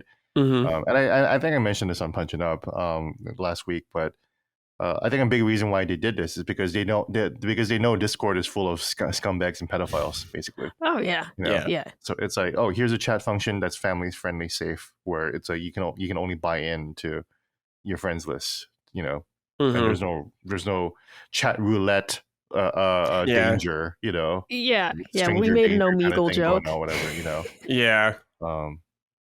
because we all saw that. And I was like, well, what if I'm playing Mario Party with some strangers and some guy just puts his dick on his profile picture? And it's like, no, that won't be happening unless we already know that that's going to happen. Yeah. So unless you know the individual already. Yeah, that's what it is, though. In terms of me for the button, I was feeling bad. Like shit, it does suck to have like a fucking button that's just taking up a whole thing on the controller. And then I look at the fucking DualSense and I look at the mic button there. that always has to be on whenever it always has to be orange whenever I mute it, and it's always gonna be muted. Yeah, I think you can disable that in the system settings though, so you can turn it off. I think. Really? I think so. I'm not 100% sure, but I think you can. Gosh, I don't think so. But yeah, if you can, then please someone tell me in the comments. But it feels like you can only turn it off to turn on the mic. But I know exactly what you're saying though. Yeah. Because I usually have that. Regardless, whether it's on or off, it's still a useless button because I don't need to use my mic in the controller. But No. So yeah, we just it's why the Xbox controller is kind of the best still. It has all the buttons you need exactly at a cool Xbox guy button, which is really helpful. Like Micah said, to like bring up a tray of like other options that just kind of makes it easier, so you don't have to have a whole button just for chat, right? Mm-hmm. You can use your Xbox UI, but then again, Nintendo isn't really making like an OS or anything like that. They're just like, here's the games, and you play the games, and eShop with no music. So, yeah, I guess we'll see when it comes out how it all shakes up. Let's see here. Whoops. This is from Derek Beek. Hey, punch drunk lovers. What do you think of the vagueness around the backwards compatibility program? We know for certain that some games are totally going to work, but Nintendo put out a chart detailing how many games have only been tested to boot without any further testing, which makes sense considering considering the 15K games on the eShop. However, do you feel a little worried about what backwards compatibility will mean for the second and third party games on the platform? Sure, we can start many of the games, but what happened after that? This could be closer to the original Xbox games on 360, where many games had issues later on during the gameplay after playing a few levels, or maybe it will just be like PS4 to PS5 where everything works great. But I, for one, am not hopeful. Yeah, I don't know. That's a hard question to answer just because we know so little. What do you guys think? Are you guys worried about the backwards compatibility at all? Like issues with it? I'm not worried. Not worried about it? No. Micah, what about you?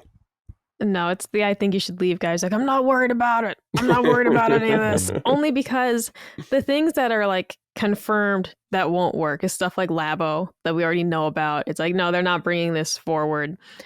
In terms of like third party stuff, I've just got to wait and see. But I would hope they wouldn't just leave you flapping in the wind after advertising that, it'll work. So I think it would be a huge like problem if they essentially were like, yeah, it'll work, and then it doesn't. I mean, that's just bad PR for them. I'm not worried about it yet. I want to see it first. But also, like, I'm definitely going to keep my old Switch as well. So it's a reason to use it. Yep. I'm not particularly worried about it because I'm thinking about when they've done backwards compatibility in the past, and I don't recall a lot of issues like Wii games on Wii U. I don't really recall many issues or any playing a DS game on 3DS. I don't recall GameCube games on the Wii. Exactly. I don't recall a lot of things being super wrong or whatever. But I don't know. You never know. Things could go wrong, but I'm more confident that it'll be fine for the most part. Same here. I'm sure it'll be fine. Okay, let's see here. Last write-in from Josh M. Hey, Punchers. So after last week's Direct, I was honestly a little disappointed. However, thanks to the addition of some really solid Treehouse streams, Nintendo has sold me, a relative newcomer to the platform, on their big three games, Mario Kart, Donkey Kong, and Metroid. That said, I understand the frustration with stronger digital push and pricey jump. When they've been so consistent with physical, why do you think they're making more of a push now? Looking forward to hearing the crew's thoughts. P.S. Any wild predictions / hopes for the Mario Kart Direct next week? Well, we'll save that for the very end. But why do you guys think they're pushing towards digital more now? And I'll just say because it's cheaper. That's why. Yeah. It's cheaper. But I honestly don't see with them backtracking too much on physical. People are panicking about the game key card thing, and it's like it's just a better label for the practice that they're already doing now. We're using cartridges because it's good for the mobile. It's good for a handheld platform. Mm-hmm. Like we're gonna be popping in Blu-rays into our fucking Steam Decks or whatever. Right. Yeah. Games, right. So this is a way. This is a commitment to physical that they're staying on carts. So for me, it's about the same. It's about the same commitment as you have on Switch One, which is I'm sure that they would love to have everyone go digital, but like it doesn't seem like they're scaling back anything. Honestly, to me, I guess with Switch carts is like they can only hold a certain amount of storage, so a lot of the games won't all be on the cart. Yeah, like the entire game won't be, and I understand the frustration with that. But to me, that's just kind of something that's been going on in the industry already. Like we know plenty of like PS5 games and stuff or whatever. It's not all on the disc and stuff like that. And I do think it's a shame, and it's a not ideal situation, but that's kind of where it's going. But they're not getting rid of physical games yet. Like Gina's saying, it's not like Xbox where they're not making physical versions of games anymore. Yeah. So it's still nice but all these developers and publishers, they want you to go digital because it's cheaper for them. Mm-hmm. So that's just the way the industry's going right now. And Nintendo's just following suit, I guess. Well, the thing though is that like Nintendo would always want to do what Japanese people like. Yeah, they Japanese like physical. People like physical. So as long as Japanese people like physical, we will always get physical. That's what it is. Nintendo will always prioritize Japan first, pretty much. Like they're doing now. Fucking the Japanese the version of Switch 2 is super cheap, Yeah. Like it's crazy. Yeah. Lucky them. Maiko, what do you think about this? No, just completely agree. It has to come down to cost. The thing with the key cards, for example, is like, well, I'd rather that from a third party than the download code in a box type deal. I'd rather the key card, which you can actually give to someone else to play, versus the one-time use download code, like my Vita copy of Minecraft, which is downloaded to another account. So now I just have this box for a game I can't actually play ever again. So yeah, I'd much prefer that. I'd obviously much prefer that it's just a standard game card. But the key card thing, at first I was kind of like, what? Why? But it is more appealing than just getting a code in a box for Bravely Default Remaster, if that's what the developer would have preferred to have done. Yeah. So because you had brought up, I think, on the previous show that it was like the Cyberpunk version, it's like they're getting the most expensive cartridge like that they make because they wanted more of it on there. So these are choices that somebody has to eat that cost. So there's going to be compromises. That's the word I want. And so that's just what it comes down to still have physical games. I'm just a collector at heart. So I just like having these on my shelf. It's, people will make the argument against it saying like, well, if the game's not on the card, then it's not about game preservation. It's like, I never said it was for me. Right, yeah. It's not about game preservation at all. I like just looking at my collection and remembering all the things I've played. I dislike having this huge digital library to kind of scroll through to remember things. I just want to look at my bookshelf and be like, oh, I liked that. Yeah, or just go get a game off the shelf. It kind of still adds that toy-like quality that I miss from when I was a kid of just picking something off the shelf and playing it. So that's my reason for buying physical games. If, of course, they went to just download code in a box, I would stop buying them. Absolutely. Because they truly are pointless. They truly are just empty cases. Yeah. But like Gene said, the Japanese market loves physical games. And we know from, especially Dustin's trips to Japan, that like the used game market in Japan, like still flourishing. And it's just like a very easy way to get games, and they're also much higher quality because people take care of things there.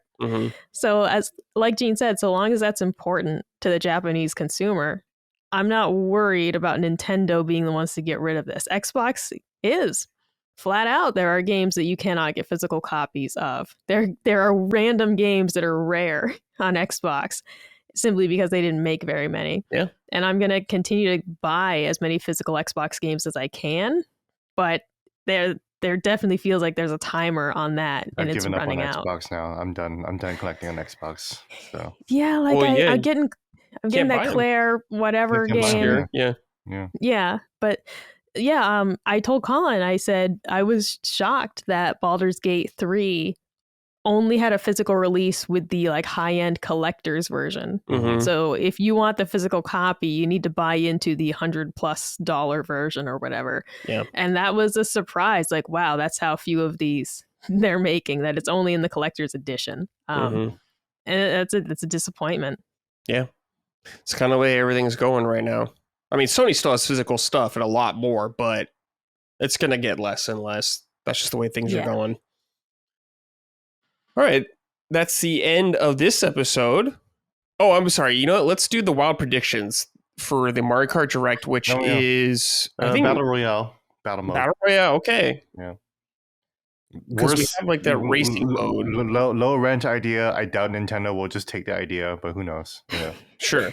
It does seem like it'll be fun though. I would play the shit out of Battle Royale Mario Kart mode. So yeah. Well, I think they kind of if they had like 100 players, that'd be sick actually. If they could make that. Exactly. At least like 50 players maybe, even, you know. Oh yeah, Mario Kart 99. Yeah. Just keeps dwindling. That'd be super fun. Mario Kart 99 is that'd be awesome. Micah, you probably just gave them a good idea. Yeah, that's next week, the 17th, I believe, by the way. That's so soon. That's crazy. Holy shit. So that Direct. Micah, what about prediction from you? The only thing I want is for them to bring back the mode where you have like the little balloons on your cart and you gotta pop each other's balloons. That's battle mode, yeah. I love those. Yeah, I like that specific one with the balloons. I want that one. We don't know anything about battle mode, so I feel it really does feel like the Direct is going to be a big time talk about battle mode, whether it's a battle royale, whatever. Yeah. Story mode. I would love a story mode. You know? Oh yeah, Gene, that's a great Yeah, and also I saw people hypothesize maybe Mario Kart World was $80 because they'll reveal that you can just run out of your cart and just run around like Mario. Whoa. And it's like, oh, maybe this is the Mario experience that we were talking about, like Welcome Tour should have been. Who knows? That will be a huge deal, I think, if you can just run around as Mario in Mario Kart. That'd be crazy. That'd be a superpower, you know? Yeah. I want them to bring back Block Fort from Mario 64, the best map. Everyone knows it if you played it. It's the GOAT map. I'm gonna say they're to start putting in more Nintendo characters that aren't Mario. How we saw them kind of doing that with the DLCs for Mario Kart 8. We're gonna get more of that. I wouldn't be surprised if you start seeing like Samus or something like that, or Captain Falcon in there. Splatoon kids, you know. They're already in it. Yeah, they were in. Yeah. So. Maybe get someone random, get Olimar in there, and he's a little tiny cart. Hell yeah. He gets run over by everybody. Yeah. Yeah. I can see them. Maybe a third-party character. I don't know. Who knows? Big character. Yeah, Shulk. Back scratch. Yeah, when he's driving around. Yeah. They're great. It's dude. Yeah, add in like Rhine. He like throws a blue shell. It's Rhine time. Like that. I'd live for that. No, they'd probably add that stupid 13-year-old you guys are talking about in there. They probably would. The 13-year-old character is like repeats jokes all the times too. Like it's like so that annoying. Dude, you know? I'm so over her pretending she's gonna eat the little Nopon. Eat Tatsu. Yeah, I know. No, I hate. It's like, please stop. No, please stop. No, it's not going to stop. Micah, it's a joke that they repeat like 20 times throughout the whole game. It's crazy. And then when you get to the epilogue, the new content, like there's another character that like drives another joke to the ground. It's crazy. It's so funny. Yeah. All right. That's it for this episode. Thank you everybody for watching or listening. We greatly appreciate it. Thank you guys. Gene, Micah, thank you for joining me as always. Pleasure talking to both of you about Nintendo and games in general. Before we go, you guys want to say anything before we get out of here, or should we just call it quits? I had one thing I forgot to mention about Hey Pikmin. Yeah. And I put it in the Discord, was that the first time I brought up the map, I literally said, oh my God, it's a Metroidvania. Oh yeah, because it has one of those like spaghetti maps. And I literally was just like, holy shit, dude, it's a Metroidvania. Because I really didn't need the map till that point. Spaghetti sounds good. But. Yeah. Oh shit, I just saw your message, Micah. Hades 2 is launching first on consoles on Nintendo Switch 2. Oh, I forgot about that. That's pretty big news. Holy shit. Okay. Yeah. Whoops. Here, I'll write this. Very excited. Hades on Switch 2. I'll write that for a note for Dustin. Yeah, so Hades 2 will be first on Switch for consoles. That was the case with Hades 1. It was on Switch first. It came to PS5 and Xbox later. So very interesting that that's going ahead again. Mm-hmm. So, but yeah, I played it on Switch when it came out. Great game. Very excited for it. Hell yeah. All right, final news thing for the day. All right, let's get out of here, guys. Thank you guys for watching and listening. We appreciate it. We'll see you next week. Goodbye. Punching Up, a Nintendo podcast, is a product of Last Stand Media and Collins Last Stand LLC and is proudly recorded in the USA. The show is written and hosted by me, Bradley Ellis. My co-hosts are Gene Park and Micah Moriarty. The show is edited and produced by Dustin Furman. All of Last Stand's theme music is by Ramon Narvaez. Punching Up, along with the rest of Last Stand's media shows, are fan-funded on Patreon at patreon.com/laststandmedia. The following names are at the producer level on Patreon, our highest tier, and we're grateful for your kind contributions and generosity to our independent endeavor. Thank you.